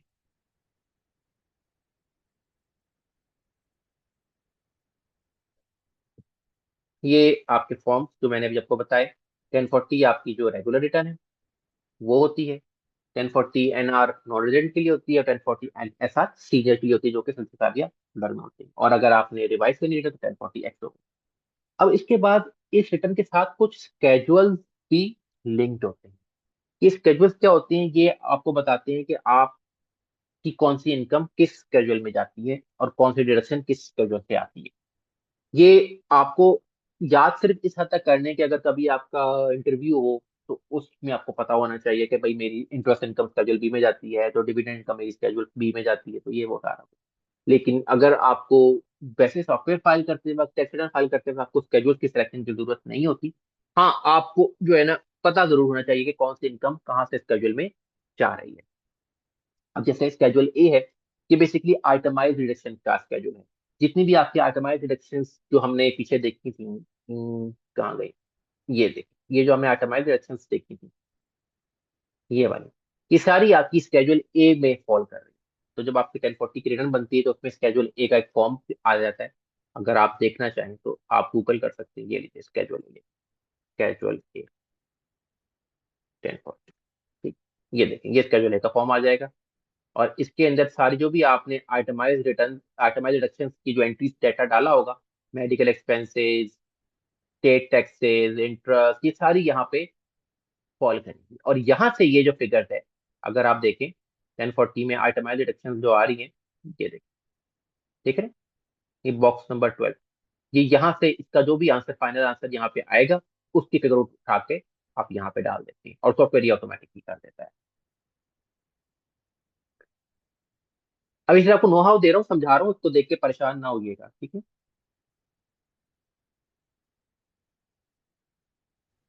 अस्सलाम वालेकुम। अच्छा मैम, प्लीज काइंडली आपसे गुजारिश है कि हैंड रेस किया करें। अगर आपको नहीं आ रहा तो मुझे बताएं, मैं आपको गाइड कर देता हूँ किस तरह से करना है। I have already raised my hand, but I didn't मैं आपको get the answer मैं for it. जी जी, मैं आपको टाइम दूंगा। मैं पहले कुछ अपना टॉपिक क्लियर करके फिर आपको टाइम दूंगा। Okay, खैर आप बताएं, आप बताइए। all right. नहीं नहीं, जी बताएं, आप मुझे ये बताएं। पूछना था कि आपने ये कहा है कि जी आप 2 साल की जो अपनी रिटर्न है वो रिवाइज कर सकते हैं। तो हाँ if जी बिल्कुल, somebody last is 2 year. not filing their tax hmm returns, if somebody is not hmm filing their tax return and they want to file it, तो वो पिछले कितने सालों की फाइल कर सकते हैं? अगर कोई नहीं 6 पहले साल करता था, अब नहीं कर रहा। जी सर।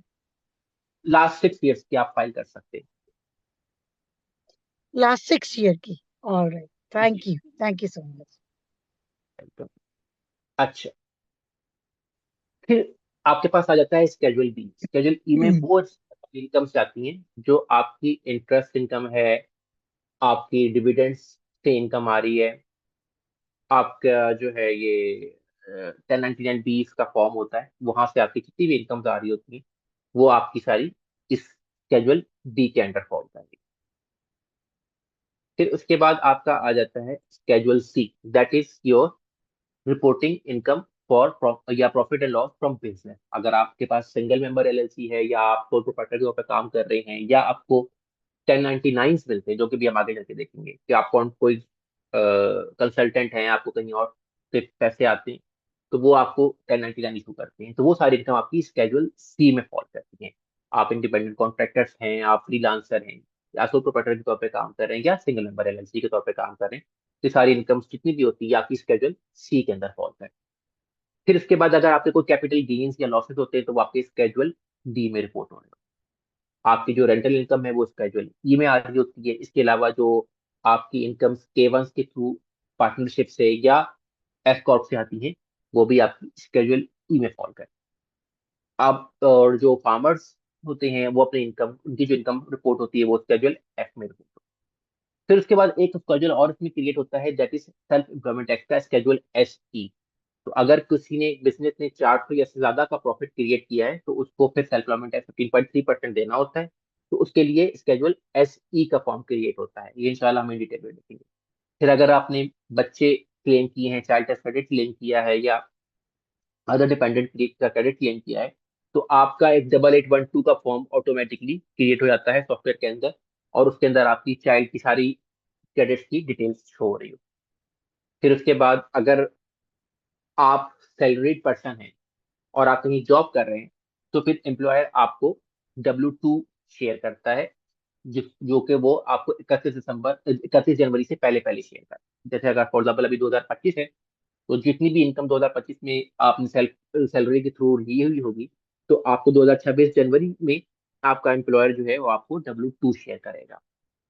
W2 कैसा दिखता है, आइए आपको दिखा देते हैं।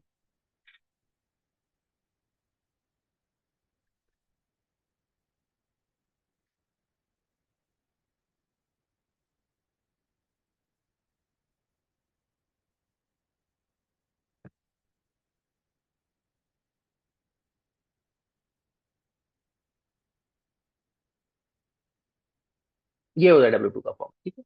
उसमें एम्प्लॉयर की इन्फॉर्मेशन होती है, आपकी इन्फॉर्मेशन होती है, फिर उसके बाद इसमें 20 बॉक्सेस होते हैं, जिसमें आपकी वेजेस, आपकी विद होल्डिंग, आपकी सोशल सिक्योरिटी की विद होल्डिंग, मेडिकेयर की विद होल्डिंग, इसके अलावा एक्स्ट्रा इनकम जो दी हुई है आपको अलग से, वो आपको कोई अगर 401k मिल रहा है उसकी इन्फॉर्मेशन, आपको कोई जो है वो अलाउंसेस मिले हैं, कोई आपको मेडिकल एड मिली है, कुछ जो जो भी इनकम का पार्ट है वो सारी इनकम इसमें आती है अप टू बॉक्स नंबर 14।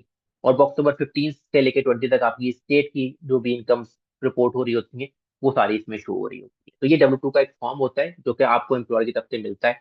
तो जब हम सैलरी इनकम करेंगे तो हम ये W2 फॉर्म जो है सैलरी का इनकम का, ये हम इंशाल्लाह सॉफ्टवेयर के अंदर एंटर करके देखेंगे कि किस तरह आपकी सैलरी की रिटर्न क्रिएट होती है।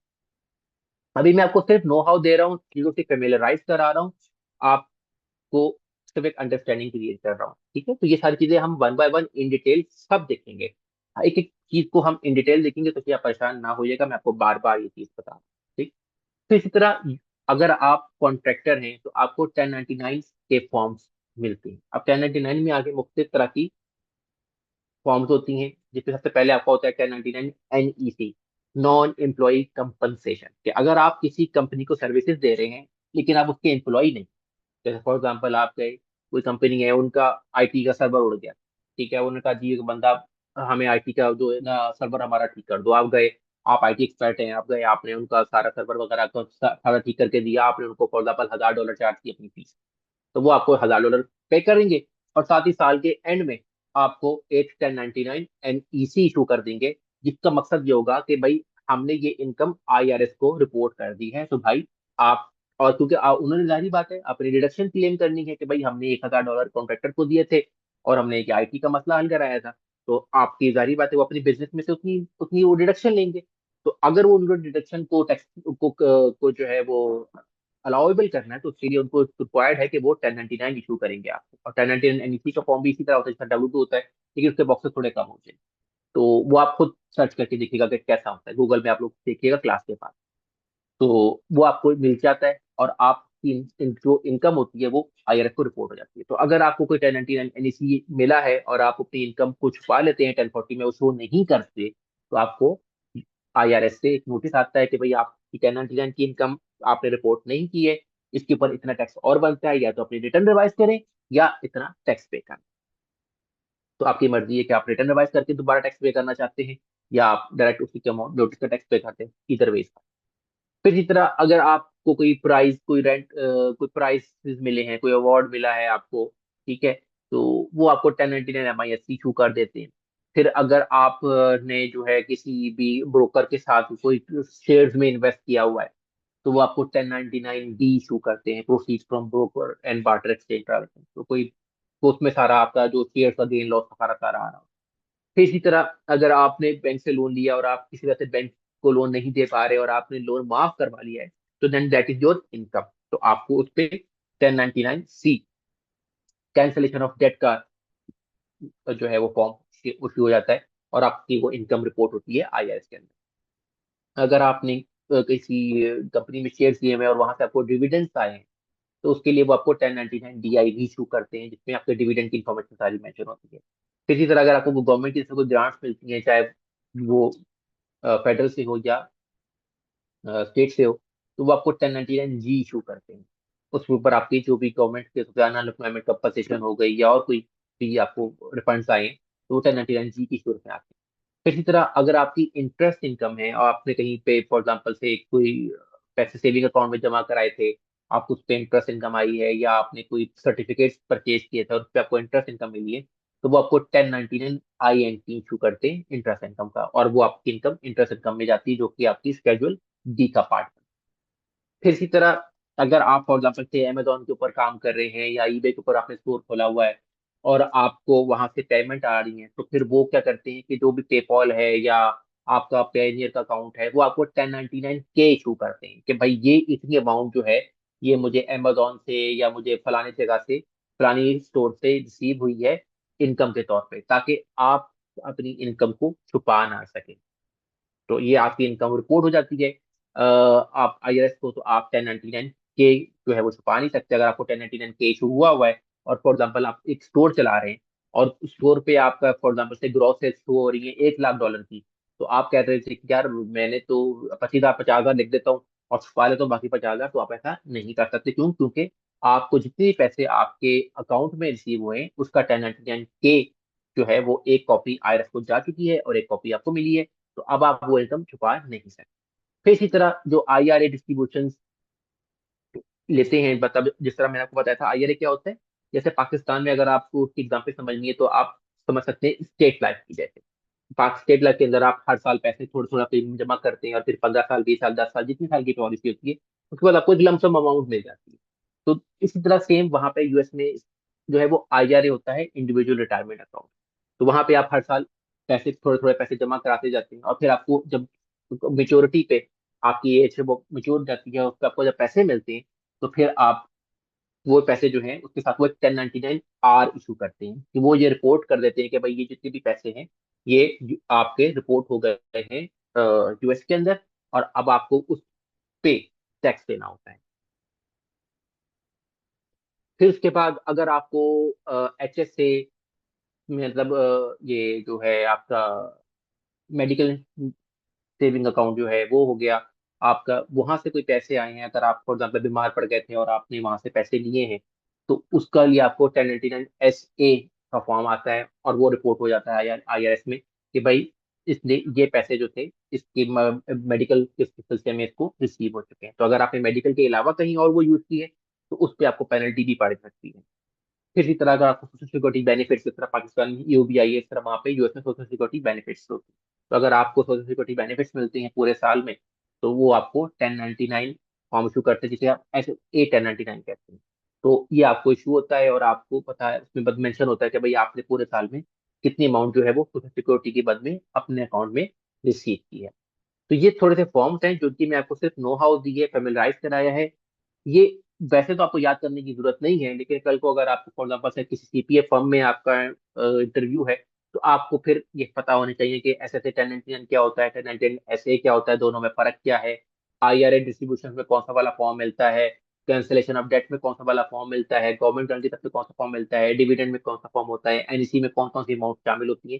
तो ये आपने इसको थोड़ा सा लाजमी देख के जाइएगा, तब जब जब कभी अगर आप किसी CPA फर्म को इंटरव्यू दे रहे हो, तो वो आपसे ये पूछ लेते हैं कि भाई 1099 में क्या चीजें आती हैं, कि 1099 का जो डाटा है ये कौन से स्केड्यूल में जाएगा। तो ये सिर्फ उस हद तक आपको ये फायदे देता है। इसके अलावा सॉफ्टवेयर तो ये ऑटोमेटिकली खुद चीजें इंटर कर रहा होता है, आपको उसमें कोई इतना इंफॉर्मेशन का मसला नहीं होता। यहाँ पे अगर किसी का कुछ सवाल हो तो वो कर सकता है। जी शादिद भाई। जी सर, सर ये जो आपने 1099 में जो सबसे नॉन एम्प्लॉयमेंट वाला कहा हुआ है, वो जरा एक दो दोबारा एक्सप्लेन कर दें। नॉन एम्प्लॉयमेंट ऐसी है कि भाई आप कंसल्टेंट हैं, ठीक है, आपने किसी ठीक है। बिजनेस को कंसल्टेंट की, ठीक है, आपने फॉर एग्जाम्पल कोई कंपनी आती है कहती है भाई हमें एक कमरा खड़ा कर दो हमारी बिल्डिंग के साथ, आप ठेकेदार के तौर पे चले गए, या आपको वो हम्म। हायर करते हैं कि भाई हमारा आपने जो है ना IT की सर्विसेज हमें देनी है, जब कभी हमारा सर्वर डाउन हो जाए तो आपने हमें सर्विसेज देनी है। आपने कहा ठीक है जी। हम्म। ये वो लोग होते हैं जो हम्म। इनका ये मकसद नहीं होता कि भाई 9 to 5 जॉब है और हम्म। आपने आना है 9 बजे आके बैठ जाना है और 5 बजे चले जाना है, काम है तो कर दिया, नहीं है तो नहीं किया। ये वो लोग नहीं होते, ये वो लोग होते हैं जिनकी अपनी टाइमिंग होती है, अपने टूल्स होते हैं। आप फॉर एग्जाम्पल अगर ठीक हो किसी को गया। कहा जी कि जाके मेरा लॉन जो है उसको साफ कर दो, तो वो अपनी कैंची साथ लेकर आएगा, अपनी मशीनें साथ लेकर आएगा, आपका लॉन साफ करके जाएगा। ठीक है, और आपसे उसके हाँ पैसे ले गए। लेकिन अगर आप कह रहे हो कि जी मैंने उसको एम्प्लॉय रखा हुआ है, तो फिर वो 9 से 5 बैठा है वहां पे, फिर आपको कैंची भी खुद ही देनी है, आपको मशीनें भी खुद ही देनी है, वो सिर्फ बैठा हुआ है और आपको सर्विस देगा। लेकिन अगर आपको कहते हो कि भाई ये कॉन्ट्रैक्टर के तौर पे हायर करते हो कि भाई वो हफ्ते में आया करो, एक बार आके कर जाओ, तो फिर उसको जो भी टाइम मिलेगा वो मेरे अपने हिसाब से टाइम से आएगा, अपनी कैंची अपनी मशीनें लेकर आएगा और आपका लॉन साफ करके चला जाएगा, और आपको उसके बिल चार्ज करेगा और आप उसको बिल पे करोगे। तो वो जो बंदा होगा जो अपने औजार खुद लेकर आ रहा है, अपनी मर्जी से आ रहा है, अपने वक्त पे आ रहा है, तो वो कहलाता है इंडिविजुअल कॉन्ट्रैक्टर, इंडिपेंडेंट कॉन्ट्रैक्टर। और वो मतलब ये हमारा एक्सपेंस हुआ ना, हमारा तो एक्सपेंस हुआ ये। बिल्कुल बिजनेस का ये एक्सपेंस हुआ, और जो हाँ कर रहा है उसकी ये इनकम हुई। लेकिन ये एक्सपेंस आप तब क्लेम कर सकते हो कि जब आप उसको 1099 इशू करोगे, ठीक हो अदरवाइज गया, आप ये ठीक हो गया, ठीक हो गया। अच्छा सर, एक और क्वेश्चन है। फॉर इंस्टेंस मैं यूएसए की किसी कंपनी में काम कर रहा हूँ, फॉर एग्जांपल के तौर पे, ठीक है, वो मुझे सैलरी पे कर रहे हैं, एक एस्पेक्ट ये हो गया, लेकिन साथ में मैं एडिशनल सर्विसेज दे रहा हूँ, चलें उसी कंपनी को दे रहा हूँ या मैं ऑलराउंडर लोगों को दे रहा हूँ ये टैक्स फाइलिंग की, तो इस एस्पेक्ट, ये एस्पेक्ट क्या बनता है, मेरी ड्यूअल इनकम बन जाएगी, मतलब सैलरी इनकम प्लस बिल्कुल मैं वो प्लस, एडिशनल इनकम कमा रहा हूँ। ठीक। हाँ प्लस कैजुअल आपकी सी में आपकी एडिशनल इनकम जाएगी, जो कि आप कंसल्टेंसी के थ्रू या जो भी सर्विस के थ्रू आप कमा रहे हैं, वो आपकी स्केड्यूल सी में ये रिपोर्ट होगी। ठीक हो गया, ठीक हो गया। ये है थैंक यू। आपका स्केड्यूल सी। ठीक है, ये पढ़े स्केड्यूल सी ठीक का हो यहाँ से आता है। ठीक है। ठीक हो गया। ठीक है, फ्रीलांसर्स हो गए, सोल प्रोप्राइटर्स हो गए, जो भी हैं इंडिपेंडेंट कॉन्ट्रैक्टर, सारी जितनी भी इनकम आती है जो एनईसी से जाती है, वो सारी स्केड्यूल सी में रिपोर्ट। ठीक हो गया सर, ठीक हो गया। जी मिस सीमा। अस्सलाम वालेकुम सर। सर जी बेसिकली वालेकुम सलाम। मेरे 3 सर दो, क्वेश्चंस हैं। ठीक है, ठीक है बताइए। सो पहला तो ये may be I would have missed कि is it possible if income is less than standard income, तो उसके लिए स्टिल हम क्रेडिट को क्लेम कर सकते हैं? बिल्कुल कर सकते हैं, मैं आपको करके उसके दिखाऊंगा, करके उसके दिखाऊंगा लिए इंशाल्लाह। ओके। वो जब हम और रिटर्न फाइल करना शुरू करेंगे ना सॉफ्टवेयर के ऊपर, तो मैं आपको ओके दिखाऊंगा कि आप किस तरह रिटर्न से खेल कर अपनी अंडरस्टैंडिंग डेवलप कर सकते हैं। उसमें मैं आपको ये सारे सिनेरियोस दिखाऊंगा, कम इनकम हो, बच्चे हो तब क्या होगा, इनकम ज्यादा हो बच्चे नहीं है तब क्या होगा, तो ये आपको छोटे मोटे सिनेरियोस पे सारे दिखाऊंगा। Okay sir. Second question is के एट द सेम टाइम अगर डब्ल्यू मीन हमारा एक एम्प्लॉय है वो W2 में भी फॉल करता है और वो 1099 में भी फॉल करता है, सो उस सिनेरियो में इसकी टैक्स कैलकुलेशन या किस तरह से उसके लिए कौन कौन से फॉर्म्स यूज होंगे या उसकी कैलकुलेशन किस तरह से होगी या मीन उसको किस तरह से डील करेंगे बेसिकली? देखिए जितनी भी इनकम आपकी है, आपकी डीलिंग यही होगी, ये इसका फॉर्मूला है, जो कि मैं इंशाल्लाह आपको कुछ क्लासेस तक बार बार रिपीट करूँ। अब उसकी इनकम जहां से भी आ रही है, चाहे वो वेजिस से आ रही है, चाहे वो इंटरेस्ट से आ रही है, चाहे वो डिविडेंड से आ रही है, चाहे वो K1 से आ रही है, चाहे वो 1099 से आ रही है, चाहे वो बिजनेस से आ रही है, कहीं से भी आ रही है, वो सारी की सारी अलग अलग रिपोर्ट होगी, मिस कोई नहीं हो सकती, आपको सारी इनकम रिपोर्ट करनी सर एक्चुअली ये मुझे कंफ्यूज थोड़ा सा इस वजह से कर रहा है क्योंकि W2 में हम मेडिकेयर SSN ऑलरेडी डिडक्ट करवा चुके हैं, बट 1099 में हम उस इनकम में से कोई भी हमारी विथहोल्डिंग नहीं हुई है। सो उसका है। ट्रीटमेंट फिर किस तरह से वो मीन वो होगा वो कि इंशाल्लाह जब हम ये सेल्फ एम्प्लॉयमेंट टैक्स का हम टॉपिक पढ़ेंगे बिजनेस रिटर्न के अंदर, जब हम बिजनेस रिटर्न करेंगे ना, तो उसमें ये सेल्फ एम्प्लॉयमेंट टैक्स की इम्प्लीकेशन सारी हम देखेंगे। उसमें इन डिटेल की सारी देखेंगे कि कितनी अमाउंट पे चार्ज हो रहा है, कितनी अमाउंट पे नहीं चार्ज हो रहा, वो सारा हम उसमें देखेंगे। लास्ट क्वेश्चन कि SSN एंड मेडिकेयर जो रिफंड्स होते हैं वो किस तरह से क्लेम होते हैं या मीन किस तरह से उसका उसकी डीलिंग होती है? मैं आपकी बात नहीं समझा।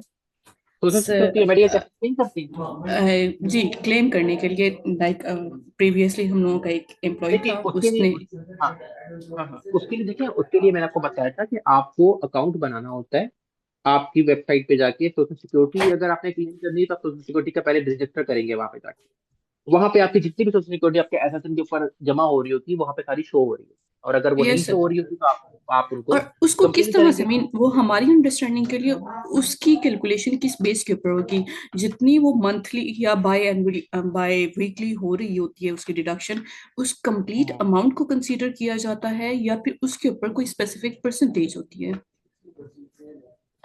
नहीं, आपके जो पैसे सोशल सिक्योरिटी की मद में जा रहे हैं आपके अकाउंट से, फॉर एग्जाम्पल सैलरी की सूरत में 6.2% आपकी सैलरी से कट रही होती है, 6.2% एम्प्लॉयर आपकी सर अपनी आपकी जेब से आवाज आपके नहीं आ रही बेच मुझे। में अदा करता है। अब आवाज आ रही है? जी अब आ रही है।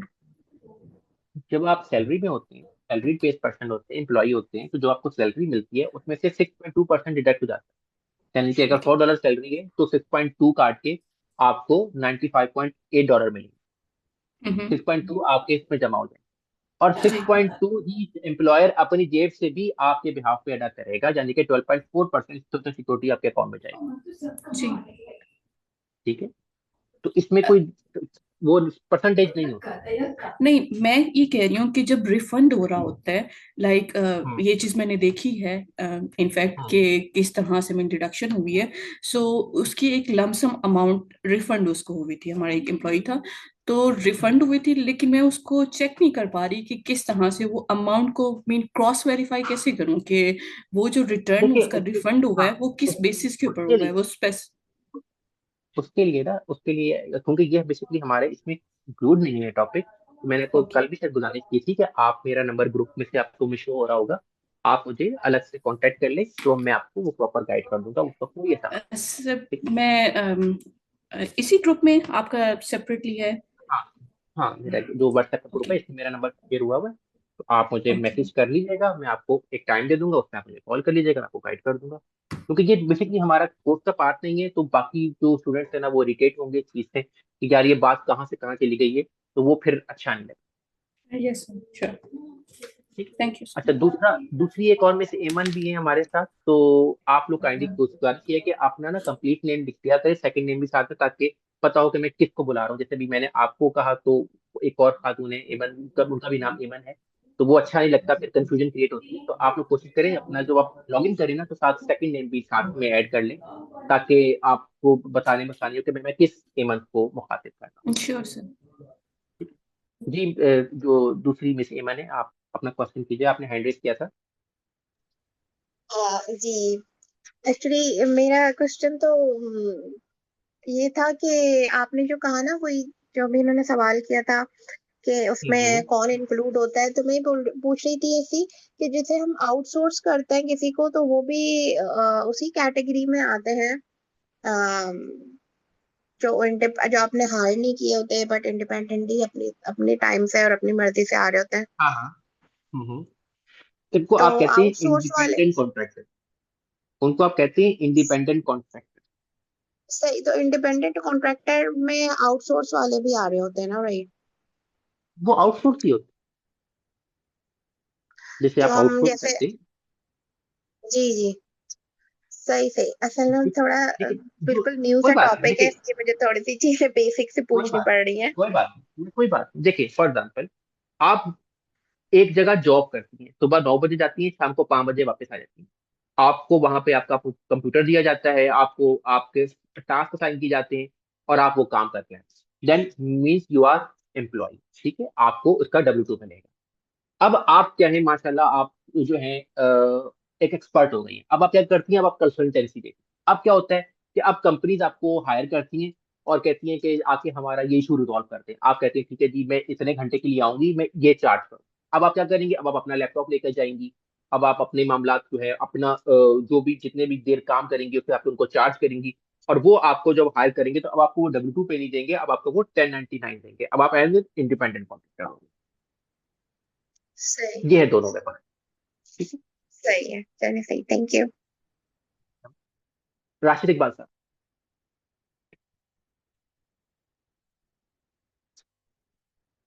राशिद इकबाल, अपना माइक ऑफ करके आप सवाल कर सकते हैं, माइक अनम्यूट कर सकते हैं। अस्सलाम वालेकुम वालेकुम सलाम। सर, आपको आवाज आ रही है? जी आ रही है, बिल्कुल आ रही है। अच्छा सर, मेरा क्वेश्चन ये था, आपने ये 1099 का बताया ना, आपने कहा इसमें फ्रीलांसर भी इंक्लूड होते हैं। जो बिल्कुल। ये जो फ्रीलांसर्स हैं, ये यूएस के अंदर होने चाहिए कि ये यूएस से जो बाहर हैं उनको भी 1099 इशू होता है। मैं इसके बारे में पूछना चाह रहा था, तो अगर जो उनको यूएस इशू के होता है अंदर तो वो अंदर किस है, तरह डील करते हैं अपने मतलब मैं टैक्स को या टैक्स मैटर को? देखिए जो है ना यूएस के अंदर, उनको तो डेटा इशू होगा उनके एसएसएन के ऊपर।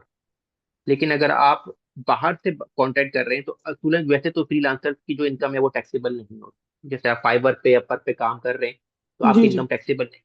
लेकिन अगर आप 1099 लेना चाहते हैं, फॉर एग्जाम्पल आप किसी कंपनी के साथ 1 to 1 काम कर रहे हैं, ठीक है, जी जी। और आप एज फ्रीलांसर काम कर रहे हैं, तो फिर आपको वो आपके ITIN के ऊपर 1099 शो करके देंगे। सही सही, ठीक हो गया, thank you so much. Right.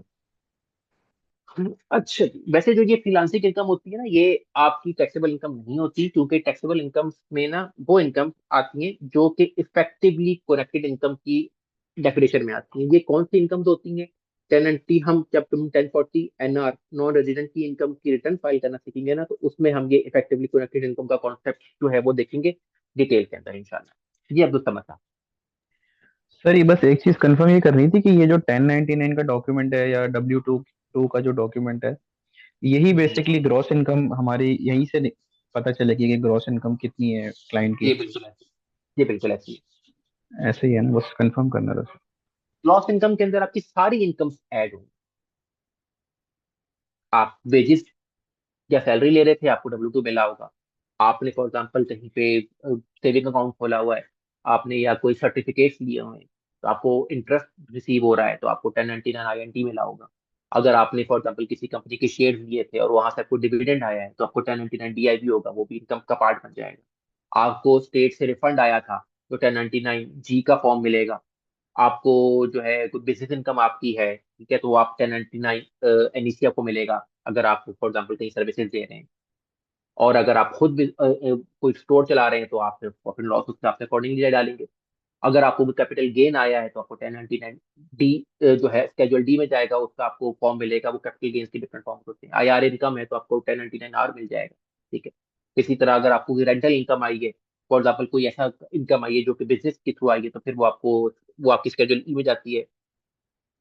अगर आपको आपने किसी पार्टनरशिप में या एस कॉर्प में कब अपना शेयर्स लिए हुए हैं, तो वहां पे आपको K1 आएगा, वो भी आपकी इनकम का पार्ट बनेगा, ठीक है। आपको कोई एम्प्लॉयमेंट कंपनसेशन आई है, वो आपकी इनकम का पार्ट बनेगी। सोशल सिक्योरिटी बेनिफिट्स आए हैं तो ऐसे 1099 मिलेगा, वो आपकी इनकम का पार्ट बन जाएगा। तो ये सारी इनकम जो जो जहां जहां से इनकम आती जा रही है, वो सारी इनकम आपकी ग्रॉस इनकम का पार्ट बन के ऐड होती जाएगी। और फिर उसके बाद इसको फिर रिपीट करता हूँ। ये सारी जब आप ग्रॉस इनकम ऐड हो जाएंगी, तो उसमें आप पहले एडजस्टमेंट्स माइनस करेंगे, तो आप AGI पे आ जाएंगे, फिर स्टैंडर्ड डिडक्शन माइनस करेंगे या आइटमाइज डिडक्शन में से कोई एक लेंगे, आप पे आ जाएंगे टैक्सेबल इनकम पे। लेकिन अगर आप बिजनेस कर रहे हैं, तो आपको QPR डिडक्शन भी इजाफी मिलेगी, जो कि 20% ऑफ नेट प्रॉफिट अप्रोक्सीमेटली होती है। तो आप वो भी माइनस करेंगे और फिर आपकी फिर टैक्सेबल इनकम बन जाएगी। फिर उस टैक्सेबल इनकम पे आपका टैक्स लगेगा as per your slab rate. जिस स्लैब रेट पे आप फॉल करते हैं, 10% है, 12% है, 24% है, और वो आपकी टैक्स लायबिलिटी बन जाएगी। फिर टैक्स लायबिलिटी में से दो चीजें कम हो जाती है, एक वो जो पेमेंट्स आपने एडवांस की हुई है, या वो पेमेंट्स जो आपकी विदहोल्ड हुई है, आपकी पेमेंट आपकी सैलरी से जैसे विदहोल्डिंग हुई। और इसके अलावा अगर आपने कोई पेमेंट की नहीं है, तो वो भी आपकी माइनस हो जाती है। और इसमें ऐड क्या होता है? एम्प्लॉयमेंट टैक्स ऐड हो जाता है। अगर आपकी इसमें बिजनेस इनकम है, बिजनेस इनकम के ऊपर 15.3% टैक्स लगता है, वो आपका ऐड हो जाता है। और आपकी एंड में टैक्स रिटर्न या टैक्स रिफंड या टैक्स ड्यू बन जाता है। जो इंशाल्लाह, जो मैंने आपको कल, अगर आपको याद हो, मैंने कल आपके साथ एक एक्सेल की शीट थी बनाई थी, आपको मैंने अपने ग्रुप में शेयर कर दी है, जी जी सर बिल्कुल। ठीक। तो ये वही चीज है सारी, ये मैं दोबारा खोल लेता हूँ।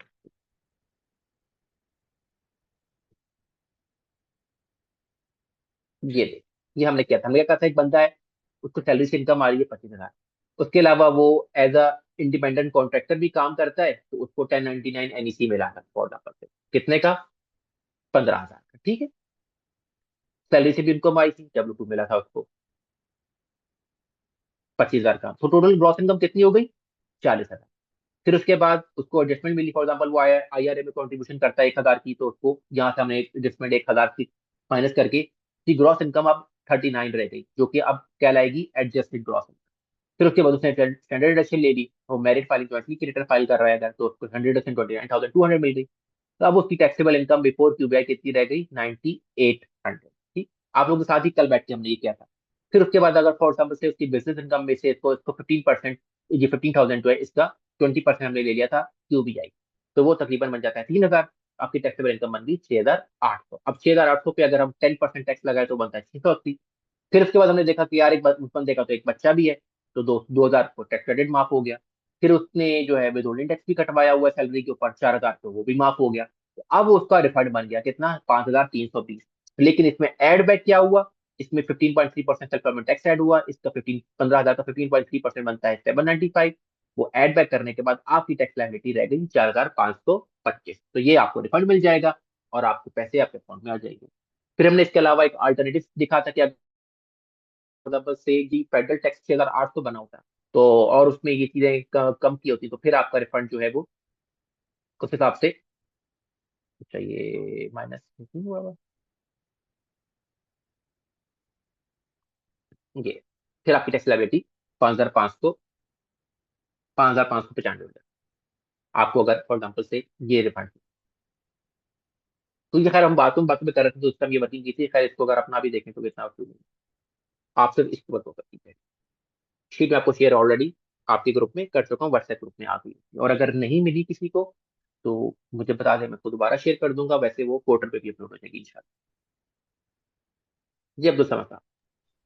सर प्रैक्टिकली एक चीज पूछनी थी कि प्रैक्टिकली जो यूएस क्लाइंट्स को सर्व करते हैं लोग, वो क्या ये सारे डॉक्यूमेंट्स, क्योंकि यूएस टैक्स में जो चीजें आप बता रहे हैं उसमें तो ऐसा ऐसा ही लग रहा है कि कोई भी फिगर हमने इंसर्ट करनी है तो उसके पीछे कोई ना कोई डॉक्यूमेंट होगा, उसके बगैर हम वो बिल्कुल। फिगर इंसर्ट नहीं करेंगे। तो वो जो डेटा हम लोग क्लाइंट से लेते हैं अभी, जो नॉर्मली फाइल करते हैं लोग, तो वो क्या हम हम्म। डॉक्यूमेंट्स रिसीव करते हैं या क्लाइंट से फिगर्स हम ले रहे होते हैं? नहीं, उसके लिए क्या होता है, चलिए आपको मैं वो भी बता दूं। होता ये कि जब भी आप क्लाइंट से, आपने किसी भी क्लाइंट की रिटर्न फाइल करनी है, वैसे तो ये टॉपिक बाद में रिसीव होता है लेकिन मैं अभी बता देता हूँ। तो उसके लिए आपके पास होता है, आप क्लाइंट का करते हैं इंटरव्यू, और इंटरव्यू पे जब आपके पास होता है टैक्स ऑर्गेनाइजर का एक फॉर्म, वो आपको ऑनलाइन मिल जाते हैं मुख्तलिफ किस्म के, मैं भी आपको शेयर करूंगा। आप फॉर एग्जाम्पल से यहाँ पे अगर आप गूगल पे लिखें टैक्स ऑर्गेनाइजर,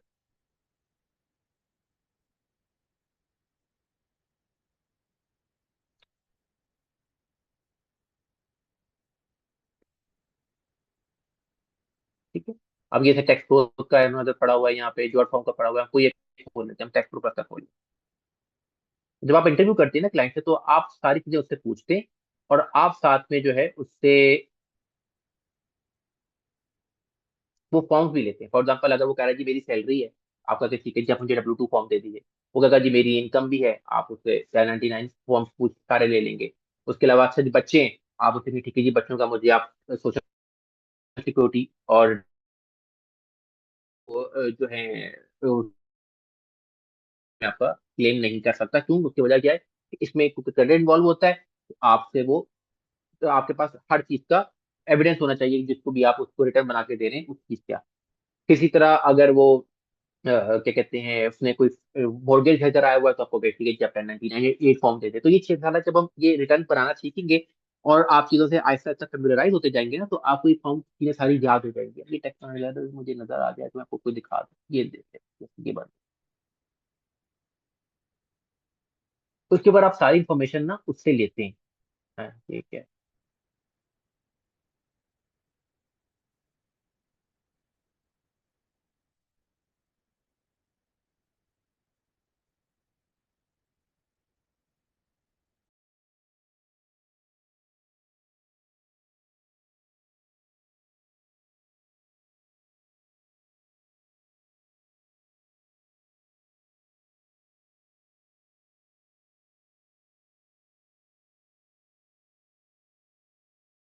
आपको मेरी आवाज आ रही है? जी सर, ये आपको मेरी बीच में आवाज आ रही है? जी जी आ रही है, अब आ रही जी जी। ये देखें, ये टेक्स्ट ऑर्गेनाइजर मैंने आपके सामने खोला है, ठीक है।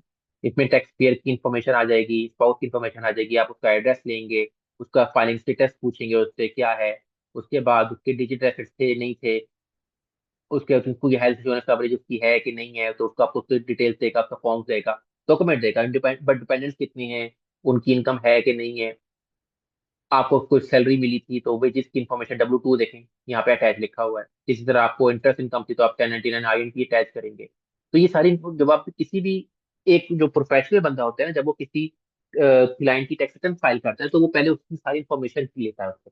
वो सारी इन्फॉर्मेशन नोट करने के बाद उसके रिस्पेक्टिव फॉर्म्स उससे क्लेम करता है, और वो फिर क्लेम करने के बाद फिर एंड में आप उससे साइन भी ले लेते हैं कि भाई ये आपने जो है मुझे इन्फॉर्मेशन दी है और मैंने ये सारी इन्फॉर्मेशन आपसे ले ली है, और एज पर योर इन्फॉर्मेशन आपने मुझे यही चीजें प्रोवाइड की हैं, तो क्या आप इसको एक्नॉलेज करते हैं, ताकि कल को अगर उसको कोई नोटिस आता है और वो कहता है, पता लगता है जी कि फॉर एग्जाम्पल वो 1099 मिस कर गया, आपको नहीं दिया हो, ठीक है, आप रिटर्न फाइल कर दी, कल को नोटिस आ गया जी कि भाई 1099 आपने एक नहीं शो किया हुआ, आपने अपनी इनकम कम शो की है, इतना टैक्स दें, तो वो क्या कहेगा कि भाई मेरा तो टैक्स रिटर्न जिस बंदा था उसने तो मेरी रिटर्न गलत बना दी थी, तो आप देखोगे भाई ये देखो ये आपने मुझे फॉर्म दिए थे, ये आपका डॉक्यूमेंट्स थे, ये आपने मुझे अटैच किए थे, इसमें तो 1099 है ही नहीं, आप मुझे इल्जाम नहीं दे सकते, मैं इसका लायबल नहीं हूं। लेकिन हाँ, अगर आप खुद भूल गए तो then that is your liability, फिर आपको उसका जो है वो भी जो भी आपको उसको मैनेज करना है वो फिर आपको खुद करना पड़ेगा। ठीक है, तो ये फॉर्म होता है इस तरह का, आप ये मुख्तलिफ तरह के वेबसाइट से मिल जाते हैं, आप कहीं से भी डाउनलोड कर लें, खुद अपना बनाना चाहे बना लें, तो that is up to you. ये आपका इंटरनल फॉर्म होता है जिसके ऊपर आप उससे एक्नॉलेजमेंट ले लेते हैं कि भाई ये इन्फॉर्मेशन आपने मुझे प्रोवाइड की। ठीक है, अब तो समझ भाई। ठीक है सर, बट फिर वो ऑब्वियसली यही है कि वो एक इंटरव्यू के अंदर तो नहीं होता होगा, क्योंकि हाँ अब हाँ, अगर कोई ऐसे ही होता है। एक एक क्लाइंट से एक इंटरव्यू नहीं होता, अभी आप पहले क्लाइंट से मिलते हैं, वो आपको अपने फॉर्म से देता है, आप उसकी चीजें ऐड कर लेते हो, फिर उसके बाद आप उसकी पिछली रिटर्न आप देखते हो, आप पिछली रिटर्न देखते हो कि यार उसमें तो फला फला चीज भी थी, आप तो कहते हो कि लास्ट ईयर में आपने जो है फॉर एग्जाम्पल से 2 डिपेंडेंट क्लेम किए थे, अभी आपने मुझे एक डिपेंडेंट बताया है, तो बताएगा हाँ जी वो मेरा जो दूसरा बच्चा है वो अब मेरे साथ नहीं रहता, तो इसलिए मैंने उसको डिपेंडेंट क्लेम नहीं किया, तो आप हो गए ओके। या अगर वो भूल गया था, अच्छा हाँ भाई वो भूल गया था, ये लो उसका सोशल सिक्योरिटी, आप ऐड कर दोगे। फिर इसी तरह आप रिटर्न फाइल करने के बाद उसको बुलाओगे कि भैया आप आज ही मेरे साथ रिटर्न मैंने आपकी फाइल कर दी, फाइनल कर दी है, अब आप मेरे साथ ये ड्राफ्ट जरा देखिए, मेरे साथ रिव्यू करवाएं, तो आप उसका ड्राफ्ट बैठ के रिव्यू करते हो, उसको बताते हो कि ये आपकी इनकम आपकी शो हो रही है, आपने मुझे ये इनकम सोर्सेज दी थी, ये बच्चे आ गए थे, ये क्रेडिट्स आ गए थे, ये टैक्स लायबिलिटी बनती है, ये आपका रिफंड बनते हैं, तो क्या आप ये ओके, आप वो कहेगा हाँ जी ओके, आप उससे कंफर्मेशन लेते हो और उसके बाद आप रिटर्न फाइल करके उसको फाइनल कॉपी शेयर कर देते हो। तो 2 से 3 इंटरव्यू हो जाते और सर ये जनरली जो बीपीओ फर्म्स क्लाइंट्स इनके पास जो डेटा आता है, वो क्या बीपीओ फर्म्स से डायरेक्ट ये डेटा सारा कलेक्ट होके आ रहा होता है, या ये खुद से इंटरव्यूज कर रही होती हैं? हैं। नहीं नहीं नहीं नहीं आम नहीं, जो बीपीओ फॉर्म्स होती है ना, बीपीओ फॉर्म्स होती है वो बेसिकली कॉन्सेप्ट ये होता है कि एक बंदा गया यूएस में बैठा, उसने वहां पे एक ऑफिस बना लिया, एक सेक्रेटरी रख ली, 2 4 लड़के रख लिए जो कि वहां पे ये सारे मामला मैनेज कर रहे होते हैं। बैक एंड पे जो आपका ऑफिस पे क्या काम कर रहा होता है, तो वो सारा डेटा कलेक्ट करते हैं, कलेक्ट करके आपको शेयर कर देते हैं, और आप उस डेटा के अकॉर्डिंगली रिटर्न बना के पोर्टल पे अपलोड कर देते हो, सॉफ्टवेयर पे अपडेट कर देते हो। फिर वो वहां से वो रिटर्न को खोलते हैं अपने सॉफ्टवेयर पे और क्लाइंट से डिस्कस करते हैं, और वो फिर जो भी फाइनल होती है, फिर उसको फाइनल करने के बाद चेंजेस करने के बाद वो उसको फाइनल करके फाइल कर देती है। आप फ्रंट पे नहीं आते, आप बैक एंड पे हो, यूजुअली तो फर्म पे यही हो। Okay, thank you sir. जी रजी भाई।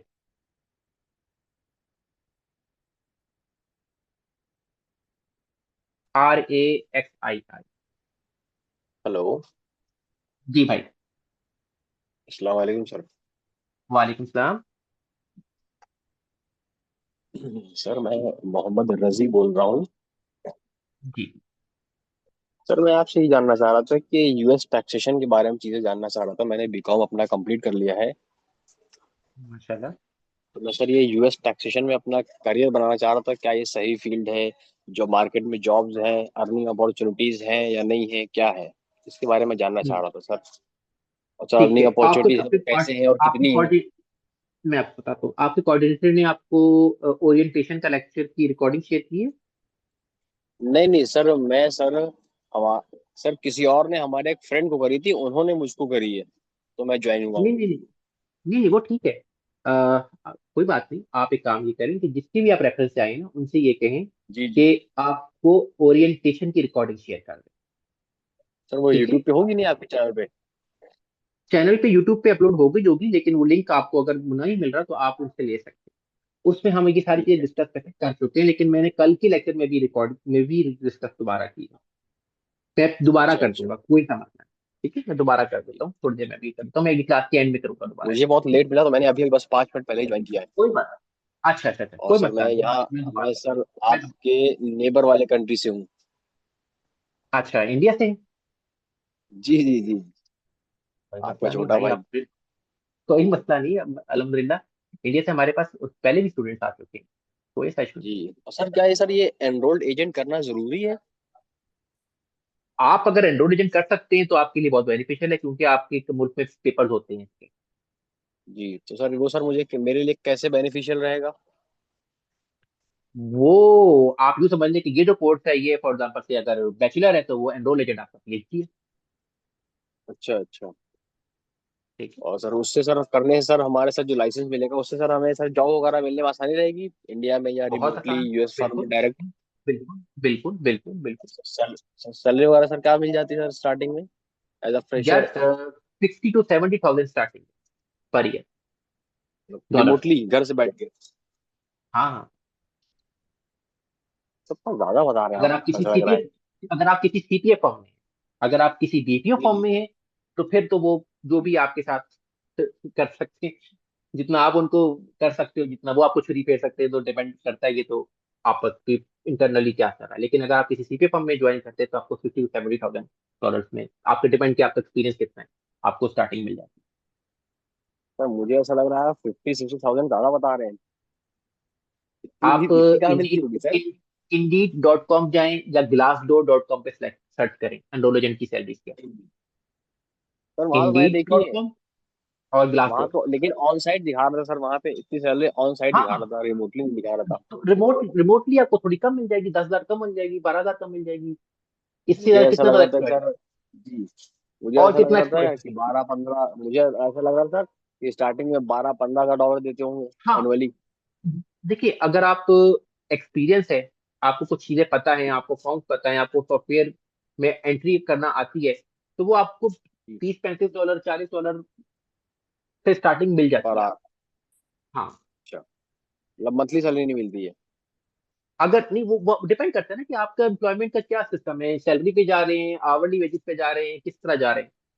क्योंकि आप बेसिकली वहां पे वो आपको एज अ एम्प्लॉय नहीं ले सकते, आपको वो एज अ 1099 कॉन्ट्रैक्टर लेंगे। अच्छा ठीक है। ठीक है। और आपको 1099 देंगे आपकी जो भी आप इनकम अर्निंग कर रहे हो। तो ये अच्छा डिपेंड अच्छा। करता है और कि वहां पे और सर फर्म्स किस तरह अपॉर्चुनिटीज डील है कर, सर मार्केट में? सर नंबर बहुत ऑफ अपॉर्चुनिटीज है? बहुत है। और सर कुछ ऐसा तो नहीं, जैसे सर अब जैसे नॉर्मली कंट्री में क्या होता है, जो टैक्स का सीजन सर सीजनल बेस काम होता है टैक्स का? हाँ, यूएस में सीजनल वैसा तो नहीं कि सीजनल सिर्फ एम्प्लॉय भी टैक्स हायर कि सिर्फ करते हैं।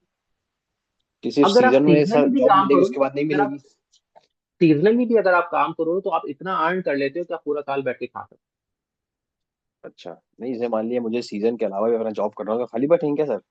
नहीं नहीं, वो पंप देखिए, ये तो आपका और पंप का ताल्लुक है ना, कि आप पंप आपको सीजनल, वो तो जो आप आपको जॉब अपॉर्चुनिटी शेयर करेंगे, एड जो भी देंगे उस पर मेंशन होता है कि इनको सीजनल चाहिए या उनको परमानेंट चाहिए। अच्छा, मतलब सर परमानेंट मिलती होंगी? हाँ हाँ, समय भी मिलती है, क्योंकि सिर्फ पाकिस्तान ये टैक्स टैक्स का काम तो नहीं होता आपका, कुछ बुक की बुक कीपिंग है, आपका पेरोल है, आपके जी। नोटिस आ रहे हैं वो रिजॉल्व करवाने हैं, आपके इसके अलावा और दूसरी क्वार्टरली फाइलिंग्स हैं वो आपने करनी है, सेल्स टैक्स है, तो ये और भी तो बहुत सारे काम है, ये किसने करने हैं। अच्छा अच्छा। क्योंकि सर मैं एनरोल्ड एजेंट करने की सोच रहा हूँ ना, प्लान कर रहा हूँ। ये अच्छी बात है, आप करें, अगर एनरोलेशन करना चाहते हैं। मैं अभी आदमी सर कोई गाइड करने वाला कोई मिल नहीं रहा था, जैसे आपने चीजों को एक्सप्लेन किया मुझे मेरे सामने, मुझे कोई मिल नहीं रहा जी था। जी, कोई मसला नहीं, आप अगर मजीद भी कोई समझ नहीं पा इन्फॉर्मेशन रहा लेना था। चाह रहे हैं तो आप जी। मेरा नंबर मैं ये इधर ग्रुप में मेंशन कर देता हूँ, तो आप मुझे मैसेज कर लीजिएगा व्हाट्सएप पे। ठीक है, तो मैं ठीक है सर। आपको रिस्पॉन्ड कर दूंगा। जी सर, एक और कोचिंग से कांटेक्ट किया था आपके यहाँ, बट उन्होंने देखा शायद मैं इंडियन हूँ, इसलिए उन्होंने फिर रिस्पॉन्ड ही नहीं किया। कोई मसला नहीं है, मैं आपको गाइड करवा दूंगा। ठीक है, ठीक है। मेरा थैंक नंबर यू है, सर, मैंने एक थैंक यू। ग्रुप में शेयर किया है, आपको नजर आ रहा हाँ है सर आ चैट गया। में, मिल गया आपको? आ गया मैंने सर, एक मिनट। आप एक कॉपी कर लें, ठीक है, ये मुझे नंबर आ व्हाट्सएप गया पे सर, मैसेज नंबर आ कर गया। दीजिएगा, आप मुझे मैसेज कर दीजिएगा, मैं आपको मजीद भी गाइड कर। और सर अगर अच्छा मैं जी, आपकी ये अब प्रैक्टिकल कोचिंग लेता हूँ सर, इसकी सैलरी फीस क्या है इसकी आपके यहाँ से? ये आपको मैं आपको कोऑर्डिनेटर से गाइड कर दूंगा, वो आपको बताएगा भाई, अल्लाह का मुझे बाकी आइडिया नहीं कि किस चीज पे क्या कर रहे हैं। मेरा काम सिर्फ होता है अच्छा ट्रेनिंग देना, दैट्स अच्छा। ऑल। उसके अलावा पोर्टल पे क्या सीन चल रहा है, इस लेक्चर सॉफ्टवेयर में सर अपलोड आप हुआ ट्रेनिंग है, करा रहे हैं सर? नहीं हुआ। जी जी, प्रो कनेक्ट। सर कौन कौन सॉफ्ट, अच्छा प्रो कनेक्ट पे सिर्फ? प्रो सर ये कनेक्ट प्रो ड्रेक कनेक्ट का क्या है बेसिकली, सर, ड्रेक? जी। डायरेक्ट जो है ना वो सॉफ्टवेयर जो है वो होता है कंप्यूटर पे इंस्टॉल होता है, वो ऑनलाइन क्लाउड अच्छा बेस्ड नहीं अच्छा। है, इसलिए उस पर अच्छा पॉसिबल है। ये प्रो कनेक्ट जो क्लाउड बेस है? ये क्लाउड बेस्ड है। तो आप अपना अकाउंट अच्छा बना अच्छा के आप अपनी खुद भी टेस्टिंग खुद भी पंगे कर सकते हैं, आपको कोई इशू नहीं, क्योंकि आपके उसमें आप रिटर्न आपकी जो है ना वो जैसे मर्जी खेलते रहें इसके साथ। अच्छा अच्छा, ये तो फायदेमंद है, क्लाउड बेस आजकल चल ही रहा है। बिल्कुल ऐसे ही। ठीक है, थैंक यू सर। वेलकम। अच्छा, अब मैंने आपको एज व्हाट्सएप प्रॉमिस मैसेज किया है। में वेलकम। अब एज प्रॉमिस में आपको जो कल वाला लेक्चर था, क्योंकि आज कुछ लोग ऐसे भी हैं जो पहली बार ज्वाइन कर रहे हैं, उनके लिए कल वाला जी जी। लेक्चर मैं दोबारा रिपीट कर देता हूँ, और आज का लेक्चर भी मैं दोबारा रिपीट कर देता हूँ, ताकि आपको कहीं जहाँ जिसको आवाज का मसला आया था या कोई भी इशू था तो वो हो जाए। करली अपने माइक ऑफ कर दीजिएगा। अच्छा, कल का लेक्चर जो हमने देखा था, मैं रिपीट करता हूँ, उसमें हमने देखा था कि ये जो एक्सपेक्टेशन का कोर्स है, ये बेसिकली टैक्स प्रिपेयर का कोर्स है, जो कि बेसिकली एनरोल एजेंट के कोर्स में से दिया गया है। प्रोफेसर ने वहां उठाया है, इसमें आपको इनेबल किया जाता है कि आप लोग किसी भी सीपीए फर्म के साथ काम कर सके एज अ टैक्स प्रिपेयर, कि वो आपको डाटा दें और आप उनके टैक्स सॉफ्टवेयर के ऊपर वो डाटा एंटर करके उनको टैक्स रिटर्न प्रिपेयर करके दें। उसके आपको अगर किसी सीपीए फर्म के साथ आप अटैच हो जाते हैं तो आपको अच्छी सैलरी मिल सकती है। अगर आप वहां पे नहीं होते, आपको आपके जो मुल्क है, जिस मुल्क से भी आप हैं, पाकिस्तान है, इंडिया है, तो वहां पे बीवी फर्म्स होती हैं जिन्होंने अपने सेकंड बैक ऑफिस अपने फर्म बनाए होते हैं, तो वहां पे भी आपको जॉब मिल जाती है जो कि अच्छी सैलरी पे कर रही होती है, एक कॉमन नॉर्मल जो सैलरी आपकी चल रही होती है मुल्क में उससे ऑलमोस्ट डबल हो, क्योंकि वो आप पीछे से डॉलर्स में अर्न कर रहे होते हैं, तो उनको अच्छी सैलरी पैकेज देने में मसला नहीं है। अच्छा, ये जो टॉप कोर्स है, इसमें बेसिकली टैक्सेशन के अलावा हमने पेरोल, क्विक बुक्स, पेरोल और सेल्स टैक्स और एलएलसी फॉर्मेशन का कोर्स भी साथ में एज एन एड ऑन आपको प्रोवाइड करेंगे। सिर्फ टैक्स ही नहीं होगा, इसके अलावा और चीजें भी। फिर हमने टैक्स के बारे में थोड़ा सा देखा कि टैक्स में दो तरह के टैक्सेस होते हैं, एक फेडरल के टैक्सेस होते हैं और एक स्टेट के टैक्सेस होते हैं। फेडरल में जो है आपके इनकम टैक्स डील होता है, आपके पेरोल टैक्सेस डील होते हैं। स्टेट में भी आपका इनकम टैक्स आता है अगर वो स्टेट टैक्सेबल है, और अगर वो नॉन टैक्सेबल है तो उसको इनकम टैक्स नहीं आएगा। लेकिन स्टेट टैक्स जो है वो आपका स्टेट के साथ ही होता है, क्योंकि जो भी आपकी एलएलसी होती है या आपकी जो भी आप जहां से भी आप रह रहे हैं, रेजिडेंट है, वो आपके स्टेट से ही आपकी उसकी फाइलिंग होती है।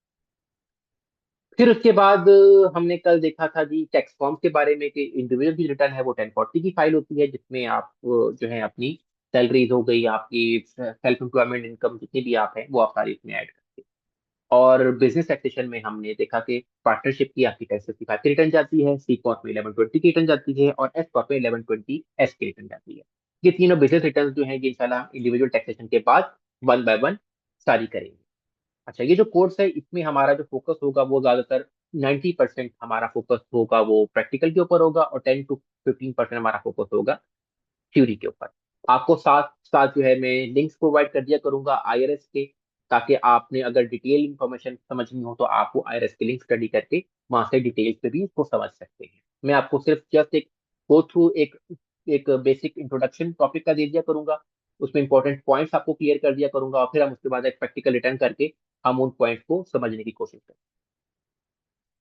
जो आपकी इनकम यूएस में जो इनकम टैक्स है वो आपका इंडिविजुअल लेवल पे जाता है, कॉर्पोरेशन लेवल पे भी होता है, ट्रस्ट लेवल पे भी पे होता है। ठीक है, तीन लेवल पे आपका इनकम टैक्स है। अगर आप इंडिविजुअल है तो आप अपना इंडिविजुअल रिटर्न 1040 में पे करेंगे, अगर आप बिजनेस हैं, सी कॉर्प है, तो 1120 में पे करेंगे, अगर आप ट्रस्ट है तो 990 रिटर्न जाती है, वो उसमें आप पे करते हैं। और अगर जो आपकी ये पार्टनरशिप और एस कॉर्प है, इसमें के1 आते हैं, ये आपकी पास थ्रू एंटिटीज होती हैं, और ये आप इसके जो टैक्स रिटर्न है वो आप 1040 इंडिविजुअल पे पे करते हैं। ये एक बात अगर आपको ना समझ आई हो तो इसको कंफ्यूज ना होइएगा, ये इंशाल्लाह आपको मैं दोबारा जब हम रिटर्न करेंगे प्रैक्टिकल तो वहां पे आपको डिटेल में समझाऊंगा। उसके बाद ये यूएस में प्रोग्रेसिव टैक्सेशन होती है, यानी कि आप जितने ज्यादा कमाएंगे उतना ज्यादा टैक्स पे करेंगे, कम कमाएंगे कम टैक्स पे करेंगे, ज्यादा कमाएंगे तो ज्यादा टैक्स पे करेंगे। और वहां पे जो टैक्स रेट्स की स्लैब है वो 10% से स्टार्ट होती है और 37% तक जाती है। किसको फाइल करना और रिक्वायर्ड होता है? जो बंदा जिसकी स्टैंडर्ड डिडक्शन से ज्यादा आपकी इनकम आ रही है वो रिटर्न फाइल करता है। अब स्टैंडर्ड डिडक्शन क्या होती है वो आगे चल के देखते हैं। रिटर्न फाइल करने से पहले आपका फाइलिंग स्टेटस कंफर्म करना जरूरी होता है कि आप किस फाइलिंग स्टेटस के अंदर वो रिटर्न फाइल करेंगे। अगर आप सिंगल हैं तो आप डिवोर्स हैं या सिंगल हैं और आपका कोई डिपेंडेंट नहीं है तो आप सिंगल के तौर पे फाइल करते हैं। अगर आप मैरिड हैं तो आप मैरिड फाइलिंग ज्वाइंटली करते हैं, या मैरिड फाइलिंग सेपरेटली भी कर सकते हैं। और अगर आप के साथ कोई डिपेंडेंट है तो फिर आप हेड ऑफ हाउस होल्ड में फाइल करते हैं। और अगर आप स्पाउस जो है वो फौत हो गया है और आपके साथ बच्चा है तो फिर आपका जो क्लाइंट है वो qualifying widower with dependent child के स्टेटस में फाइल कर सकता है फॉर द नेक्स्ट 2 ईयर्स। ठीक है, नेक्स्ट 2 ईयर्स के, following next 2 year. For example अगर 2024 में स्पाउस की डेथ हुई है तो 2025 की रिटर्न और 26 रिटर्न में वो क्वालिफाइंग विडोअर के में फाइल करेगा और 2024 रिटर्न वो एमेरिट फाइलिंग जॉइंटली ही करेगा। और ये जो स्टेटस है ये डिटरमिन होता है आपकी last day of tax year में, जो कि एंड होता है दिसंबर 31 के ऊपर। अगर आपको रात 12 बजे से पहले पहले जो भी स्टेटस है वो आपका डिसाइड करेगा कि आपका टैक्स ईयर किस पे फॉल करता है। उसकी मैंने एग्जांपल आपको पहले लेक्चर में ये दी थी कि फॉर एग्जांपल कि अगर आप एक सिंगल है, आप पूरे साल सिंगल रहे और न्यू ईयर पार्टी में आपको इनवाइट किया गया और न्यू ईयर पार्टी में आप गए और वहां पे आपका जो क्लाइंट है उसकी कोई खातून पसंद आ गई और दोनों ने शादी कर ली, वहीं पे पादरी था वहीं पर खड़ा हुआ, वहीं पे शादी कर ली 11:55 पे। तो 11:55 पे अगर वो शादी कर लेते हैं तो फिर वो मैरिज फाइलिंग जॉइंटली की रिटर्न फाइल कर सकते हैं। ठीक है। उसके बाद हमने स्टैंडर्ड डिडक्शन की बात की। अब अगर आपका जब आपका फाइलिंग स्टेटस डिटरमिन होने के बाद फिर उसके अकॉर्डिंग आपकी स्टैंडर्ड डिडक्शन होती है। अगर आप सिंगल है तो आपको 14,600 तक अगर आप कमाते हैं तो उस पर आपको टैक्स नहीं देना। 14,600 से ऊपर जो आप कमाएंगे उस पर आप टैक्स देंगे। अगर आप मैरिज फाइलिंग ज्वाइंटली है तो आपको 29,200 तक अगर आप कमाते हैं तो आपको टैक्स देने की जरूरत नहीं है, और 29,200 से ऊपर जो आप कमाएंगे उस पर आप टैक्स देंगे। और अगर आप हेड ऑफ हाउस है तो आप 21,900 तक अगर आप कमाते हैं तो आपको टैक्स देने की जरूरत नहीं है। 21,900 या से ज्यादा कमाएंगे तो आप उसके ऊपर टैक्स देंगे। अच्छा, ये तो बात हो गई कि आपने कितनी अमाउंट के ऊपर टैक्स देना है और कितनी अमाउंट पे टैक्स नहीं देना। लेकिन फाइलिंग की रिक्वायरमेंट में थोड़ा सा डिफरेंट है कि रिटर्न फाइल कब करना जरूरी है। बेशक आप 14,600 कमा रहे हैं, ठीक है, लेकिन अगर आप सिंगल हैं और 14,600 कमा रहे हैं या उससे ज्यादा कमा रहे हैं तो आपको रिटर्न फाइल करना जरूरी है। हेड ऑफ हाउस होल्ड में भी हमने देखा कि 21,900 की ही स्टैंडर्ड डिडक्शन है और 21,900 से ज्यादा कमाएंगे तो आपको रिटर्न फाइल करना जरूरी है। मैरिज फाइलिंग जॉइंटली में हमने देखा कि अगर आप 29,200 की स्टैंडर्ड डिडक्शन है और उसके साथ 200 से ऊपर कमाएंगे तो आपको रिटर्न फाइल करना जरूरी है। लेकिन अगर आप 65, कोई एक आप में से 65 या से अबव है तो उस सूरत में फिर 29,200 नहीं, फिर 30,750 तक अगर आप कमाते हैं तो आपको रिटर्न फाइल करने की रिक्वायरमेंट पड़ती है। ठीक है। अगर आप मैरिज फाइलिंग सेपरेटली कर रहे हैं तो उसमें स्टैंडर्ड डिडक्शन तो वही होगी जो सिंगल वाली होगी, 14,600। लेकिन फाइलिंग की रिक्वायरमेंट तब होगी कि अगर आप में से एक पार्टनर जो है वो 14 जो है, कोई भी एक पार्टनर अगर $5 या उससे ज्यादा कमाएगा तो उसकी फाइलिंग की रिक्वायरमेंट बन जाएगी, जिसको लीगली रिक्वायर्ड होगा कि वो फाइल करे, इररिस्पेक्टिव कि उसकी इनकम कितनी थी। टैक्स तो वो इसी हिसाब से देगा, 14,600 से ऊपर वाली इनकम पे देगा, लेकिन फाइलिंग की रिक्वायरमेंट उसकी $5 या इससे ऊपर कमाने पे अक्रू हो जाएगी। फिर इसी तरह क्वालिफाइंग सर्वाइविंग स्पाउस से अगर वो 29,200 या इससे ऊपर कमाएगा तो वो टैक्स पे भी पे करेगा और फाइलिंग की रिक्वायरमेंट भी उसकी 29,200 या उसके ऊपर कमाने के ऊपर ही आएगी। और इसके ऊपर ये येलो में मैंने लिंक भी शेयर किया हुआ है IRS का, जहां से भी आप इसको डिटेल में इसको पढ़ सकते हैं। फिर उसके बाद हमने देखा था कि टैक्स के रेट्स कैसे फॉल करते हैं। अगर आपकी सिंगल है 14,600 के ऊपर तो 11,600 कमाएंगे तो टैक्स 10% देंगे। फिर इसी तरह ऑनवर्ड जैसे जैसे बढ़ता जाएगा रेट बढ़ता जाएगा। मैरिज फाइलिंग ज्वाइंटली कर रहे हैं तो 29,200 के ऊपर जो आप 23,200 कमाएंगे उस पर टैक्स देंगे। पहले 29,200 पे कोई टैक्स नहीं देंगे, उसके ऊपर जो इजाफी 23,200 कमाएंगे उस पर आप टैक्स। तो इस तरह आपका ये फॉर्म होगा, ये आपका वर्क करता है टैक्स प्रैक्टिस का जो फॉर्मेट है। लेकिन आपको ये याद करने की जरूरत इसलिए नहीं है कि आपका सॉफ्टवेयर ऑटोमेटिकली खुद ही डिटरमिन करता है कि आपकी टैक्स लायबिलिटी कहाँ पे बनती है, या आपको सिर्फ समझने की हद तक आप देख सकते हैं। फिर उसके बाद था कि रिटर्न फाइल करने की डेट क्या है। रिटर्न फाइल करने की डेट आपकी 15 अप्रैल होती है। आपने 15 अप्रैल तक रिटर्न फाइल करनी होती है। अगर आपके पास किसी वजह से आप 15 अप्रैल तक रिटर्न फाइल नहीं कर सकते तो आप 486 फॉर्म एक्सटेंशन का फाइल कर देते हैं और आपको 6 माह की एक्सटेंशन मिल जाती है जो कि 15 अक्टूबर तक चली जाती है। लेकिन उसके में कैच ये है कि आपको जो टैक्स लायबिलिटी है वो आपने मेक श्योर करनी है कि आपकी 15 अप्रैल तक पे हो गई हो। तो अगर आपको आपकी टैक्स लायबिलिटी का आइडिया है तो फिर तो वेल एंड गुड, और अगर नहीं है तो आप एक एस्टिमेट अमाउंट लेके या मुख्तलिफ सॉफ्टवेयर आपको मिल जाती हैं जो कि आप चेक कर सकते हैं कि आपका रिक्वायरमेंट बनती लायबिलिटी बनती है नहीं बनती, तो आप पे कर देते हैं। फिर जब आप रिटर्न फाइल करते हैं तो अगर आपका रिफंड बनता होगा तो आपको वापस मिल जाएगा, और अगर लायबिलिटी बनती होगी मजीद तो आप फिर पेनल्टी पे करेंगे। फिर उसके बाद हमने बेनिफिट्स देखे थे टैक्स फाइलिंग करने के, ये आप पढ़ लीजिएगा। और उसके बाद हमने देखा था कि कुछ क्रेडिट्स होते हैं जो कि आपको हम इंशाल्लाह 1 बाय 1 डिटेल में पढ़ेंगे कि भैया इसमें अर्निंग टू क्रेडिट वो होता है जो कि कम इनकम लोगों के लिए होता है जिनके यहाँ डिपेंडेंट्स हो। फिर चाइल्ड के ऊपर बच्चे हर की बच्चा 2,000 क्रेडिट मिलता है। अगर बच्चे पढ़ रहे हैं तो मेरिट अपॉर्चुनिटी क्रेडिट या लाइफ टाइम लर्निंग क्रेडिट मिलता है। फिर इसी तरह अगर आपको कुछ हेल्थ कवरेज ले रहे हैं तो उसका क्रेडिट अलग से मिलता है। तो उस तरह के क्रेडिट्स हैं जो कि आपकी टैक्स लायबिलिटी को कम करते हैं। फिर उसके बाद हमने एक फॉर्मूला देखा जो कि मैं ऑलरेडी 3 बार रिपीट कर चुका हूँ, तो मेरी बात नहीं है इसको रिपीट करने की। फिर उसके बाद आज के लेक्चर में जो है हमने इसी को आगे कंटिन्यू किया था। उसमें हमने जो है देखा कि कौन सी स्टेट्स जो है वो टैक्सेबल स्टेट्स हैं और कौन से स्टेट जो है वो टैक्स फ्री स्टेट्स हैं। तो ये हमें जो 8 स्टेट्स हैं, ये वो स्टेट्स हैं जिस पे आपको टैक्स पे करने की जरूरत नहीं है, इनकी टैक्स फाइलिंग नहीं है। लेकिन अगर आप फॉर एग्जाम्पल एक स्टेट में रह रहे हैं और जॉब आप किसी और स्टेट पे कर रहे हैं, तो आपको बाय लॉ रिक्वायर होता है कि अगर वो स्टेट टैक्सेबल है तो आपको दोनों की रिटर्न फाइल करना होगी। अगर फॉर एग्जाम्पल आप न्यूयॉर्क में रह रहे हैं लेकिन आप जॉब जो है वो न्यू जर्सी में करते हैं, तो आप न्यूयॉर्क की भी रिटर्न फाइल कर, तो टेक्सास में जॉब करते हैं तो फिर आपको सिर्फ न्यूयॉर्क की रिटर्न फाइल करना पड़ेगी, क्योंकि टेक्सास जो है वो टैक्स फ्री स्टेट है, तो आपको सिर्फ न्यूयॉर्क की फाइल करना पड़ेगी। लेकिन अगर आप न्यूयॉर्क में रहते हैं और जो है वो न्यू जर्सी में जॉब कर रहे हैं, तो फिर आपको दोनों की फाइल करना पड़ेगी, क्योंकि न्यूयॉर्क और न्यू जर्सी जो है वो दोनों टैक्सेबल स्टेट है। फिर उसके बाद हमने 1040 का रिव्यू देखा कि 1040 की शक्ल कैसी होती है, उसका फॉर्म्स में क्या क्या चीजें होती हैं। फिर उसके बाद हमने उसका डिटेल में देखा कि 1040 ये होता है, फिर 1040 एसआर होता है जो कि सीनियर सिटीजन के लिए होता है, जो कि अब 55 एज के लिए होता है, उसका फॉर्म थोड़ा बड़ा होता है। फिर नॉन रेजिडेंट जो है वो 1040 एनआर फाइल करता है। फिर अगर आपने रिटर्न अमेंड करनी हो तो आप लास्ट 2 ईयर की रिमेंड कर सकते हैं, उसके लिए आपका 1040 एक्स का फॉर्म यूज होता है। फिर इसके अलावा कुछ इंटरनल फॉर्म्स होते हैं जिसमें आपका स्केड्यूल ए है। स्केड्यूल ए के अंदर आपकी कितनी भी आइटमाइज डिडक्शन जो आप लेते हैं वो सारी स्केड्यूल ए में रिपोर्ट हो रही होती है। शेड्यूल बी के अंदर आपकी जो है वो डिविडेंड इनकम हो गई, इंटरेस्ट इनकम हो गई, वो सारी रिपोर्ट होती है। और शेड्यूल सी में आपकी जो है वो सारी बिजनेस इनकम रिपोर्ट होती है, या 1099 आपके जितने भी हैं एनएसी वगैरह वो सारे इसमें आते हैं।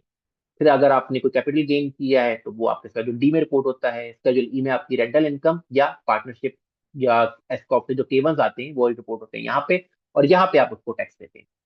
फिर इसी तरह फार्मर्स के लिए स्केड्यूल एफ यूज होता है। उसके बाद सेल्फ एम्प्लॉयमेंट टैक्स के लिए आपका स्केड्यूल एस ई बनता है कि अगर आपकी इनकम 400 या से ज्यादा है और तो आपको उस पर सेल्फ एम्प्लॉयमेंट टैक्स 15.3% देना होता है। उसका ये स्केड्यूल एस ई का फॉर्म ऑटोमेटिकली सॉफ्टवेयर क्रिएट कर देता है। अगर आपके बच्चे हैं तो उसके लिए डबल 8.2 का फॉर्म क्रिएट होता है। उससे आपके बच्चों की सारा जो भी कितना आपका क्रेडिट बनता है, कितनी आपको अलाउ है, कितना नहीं है, वो सारा इन्फॉर्मेशन सारी शो हो रही होती है। वो इंशाल्लाह जब हम रिटर्न बनाएंगे फिर हम उसमें देखेंगे। फिर उसके बाद एक्सटर्नल फॉर्म्स में जो है वो आपके ये W2 का फॉर्म होता है, जो कि अब आप जॉब कर रहे हैं तो आपको वो आपका एम्प्लॉयर प्रोवाइड करता है। अगर आप जो है वो कॉन्ट्रैक्टर हैं तो आपको 1099 एनईसी नॉन एम्प्लॉय कंपनसेशन का फॉर्म मिलता है। अगर आपको कोई मिसिंग इनकम इन्फॉर्मेशन मिली है, जैसे फॉर एग्जाम्पल कोई प्राइज मिला है, कोई रॉयल्टी मिली है, तो वो आपको 1099 मिसलियस का फॉर्म शेयर करते हैं। अगर आपने कहीं कोई शेयर्स में पैसे लगाए हुए हैं तो वहां से आपको जो है 1099 का फॉर्म मिलता है। अगर आपने कोई अपना कर्जा माफ कराया है तो आपको 1099 सी इशू करता है। अगर आपने कोई डिविडेंड लिया है किसी कहीं पे शेयर्स लिए थे और फिर आपको डिविडेंड मिला है कंपनी से तो आपको 1099 डीआईवी का फॉर्म मिलेगा। अगर आपको गवर्नमेंट की तरफ से कोई पैसे आए हैं तो आपको 1099 जी का फॉर्म इशू करते हैं। अगर आपको इंटरेस्ट इनकम आती है तो आपको 1099 आईएनटी का फॉर्म मिल जाता है। फिर इसी तरह आपको अगर आपको थर्ड पार्टी में से पैसे आ रहे हैं, जैसे फॉर एग्जांपल आपने अमेजोन या ईबे के ऊपर काम कर रहे हैं और आपको पैसे जो है वो अमेजोन या ईबे के ऊपर रिसीव होते हैं, तो वो फिर आपको 1099 के का फॉर्म इशू करते हैं जिसमें रिपोर्ट होता है कि आपको कितने पैसे जो हैं वो अमेजोन से या ईबे से आए हैं वहीं, और वो आपको फिर इनकम आप छुपा नहीं सकते। इसी तरह अगर आपने कोई आईआरए का प्लान लिया हुआ है, इंडिविजुअल रिटायरमेंट अकाउंट का, और वहां से आपको पैसे आए हैं तो आपको 1099 आर इशू होता है। अगर आपको जो है वो मेडिकल आपने कोई जो है वो अकाउंट लिया हुआ है, सेविंग का हेल्थ सेविंग अकाउंट खोला हुआ है या मेडिकल अकाउंट खोला हुआ है, तो वहां से अगर आपको कोई पैसे आए हैं जो कि अल्टरनेटिव होता है मेडिकल इंश्योरेंस का, तो वहां से आपको पैटर्निटी ऐसे का फॉर्म इशू होता है। और अगर आपने कुछ सोशल सिक्योरिटी बेनिफिट्स लिए हैं ड्यूरिंग द ईयर तो आपको ऐसे से 1099 का फॉर्म इशू होता है। तो ये कुछ फॉर्म्स थे जो मैंने आपको दिखाए थे। इंशाल्लाह नेक्स्ट जो हमारी क्लास होगी उसमें हम प्रैक्टिकली एक रिटर्न बना के देखेंगे और हम उसमें ये फॉर्म सारे one by one Aahista Aahista मुख्तलिफ तरह के रिटर्न मुख्तलिफ तरह के सिनेरियोज में आपको मैं वो फॉर्म्स सारे दिखाऊंगा कि वो कौन कौन से फॉर्म कहाँ कहाँ पे यूज हो रहे होते हैं। हारून साहब, स्लाइड मैंने कल की शेयर कर दी हुई है ग्रुप में, आपके व्हाट्सएप ग्रुप के अंदर। अगर आपको नहीं मिली तो कोऑर्डिनेटर से कहें कि आपको ग्रुप में ऐड करें, और आज की स्लाइड जो है आपकी क्लास के बाद इंशाल्लाह शेयर हो जाएगी। और किसी भाई का कुछ सवाल हो तो वो कर सकता है, हैंड रेज कर दीजिएगा।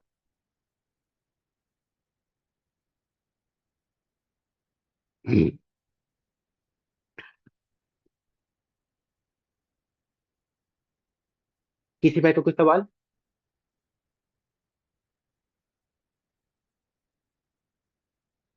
चले भाइयों, फिर मुझे जी इजाजत अस्सलाम दीजिएगा। वालेकुम सर। जी सादे भाई। हाँ, अरे सर ये जो सारा आपने भी पढ़ाया है इसका अगर कोई रीडिंग मटेरियल देखना हो सेक्शंस को लेके, अगर कोई बता सकते हैं, या वो कोड ही पढ़े जो इनका है टाइटल देखिए 26 IRA। जहाँ पे पढ़ने वाला था वहां पे मैंने आपको लिंक शेयर कर दिया था। जैसे फॉर एग्जांपल ठीक हो स्टैंडर्ड गया। डिडक्शन वाला लिंक मैंने शेयर किया हुआ है, जिसे मैंने येलो पे हाईलाइट भी किया हुआ है, ठीक है। तो आप वहां से पढ़ सकते हो। ठीक हो आपने गया। स्टैंडर्ड डिडक्शन देखना है, आप आईआरएस के ऊपर जाके स्टैंडर्ड डिडक्शन देखें। 24 में कितनी थी, 23 में कितनी थी, 25 में कितनी होगी, तो आप देख सकते हैं। आपको क्रेडिट्स का ठीक हो देखने गया का सर। शौक हो रहा है आप देखिए। ठीक हो गया सर। ठीक। ठीक थैंक है। You sir. थैंक बाकी यू। तो अस्सलाम वालेकुम। बाकी ये जो भी अभी तो वालेकुम सलाम, अभी तो जितने भी मैंने टॉपिक्स पढ़ाए हैं ना, ये तो मैंने आपको जैसे ओवरव्यू दिया है। ये ठीक हो हर गया सर। टॉपिक ठीक हो गया। वन बाय वन डिटेल में डिस्कस होगा। वन बाय वन हर ठीक हो टॉपिक गया डिटेल सर। में डिस्कस। ठीक ठीक हो गया sir. Thank you sir. Thank you. अस्सलाम वालेकुम। है। ओके भाइयों, मुझे इजाजत दीजिएगा। अपना और अपने गिरदोनवा के लोगों का ख्याल रखिएगा, मुझे दुआ में याद रखिएगा। अल्लाह ताला आपका हामी और नासिर हो। अल्लाह हाफ़िज़।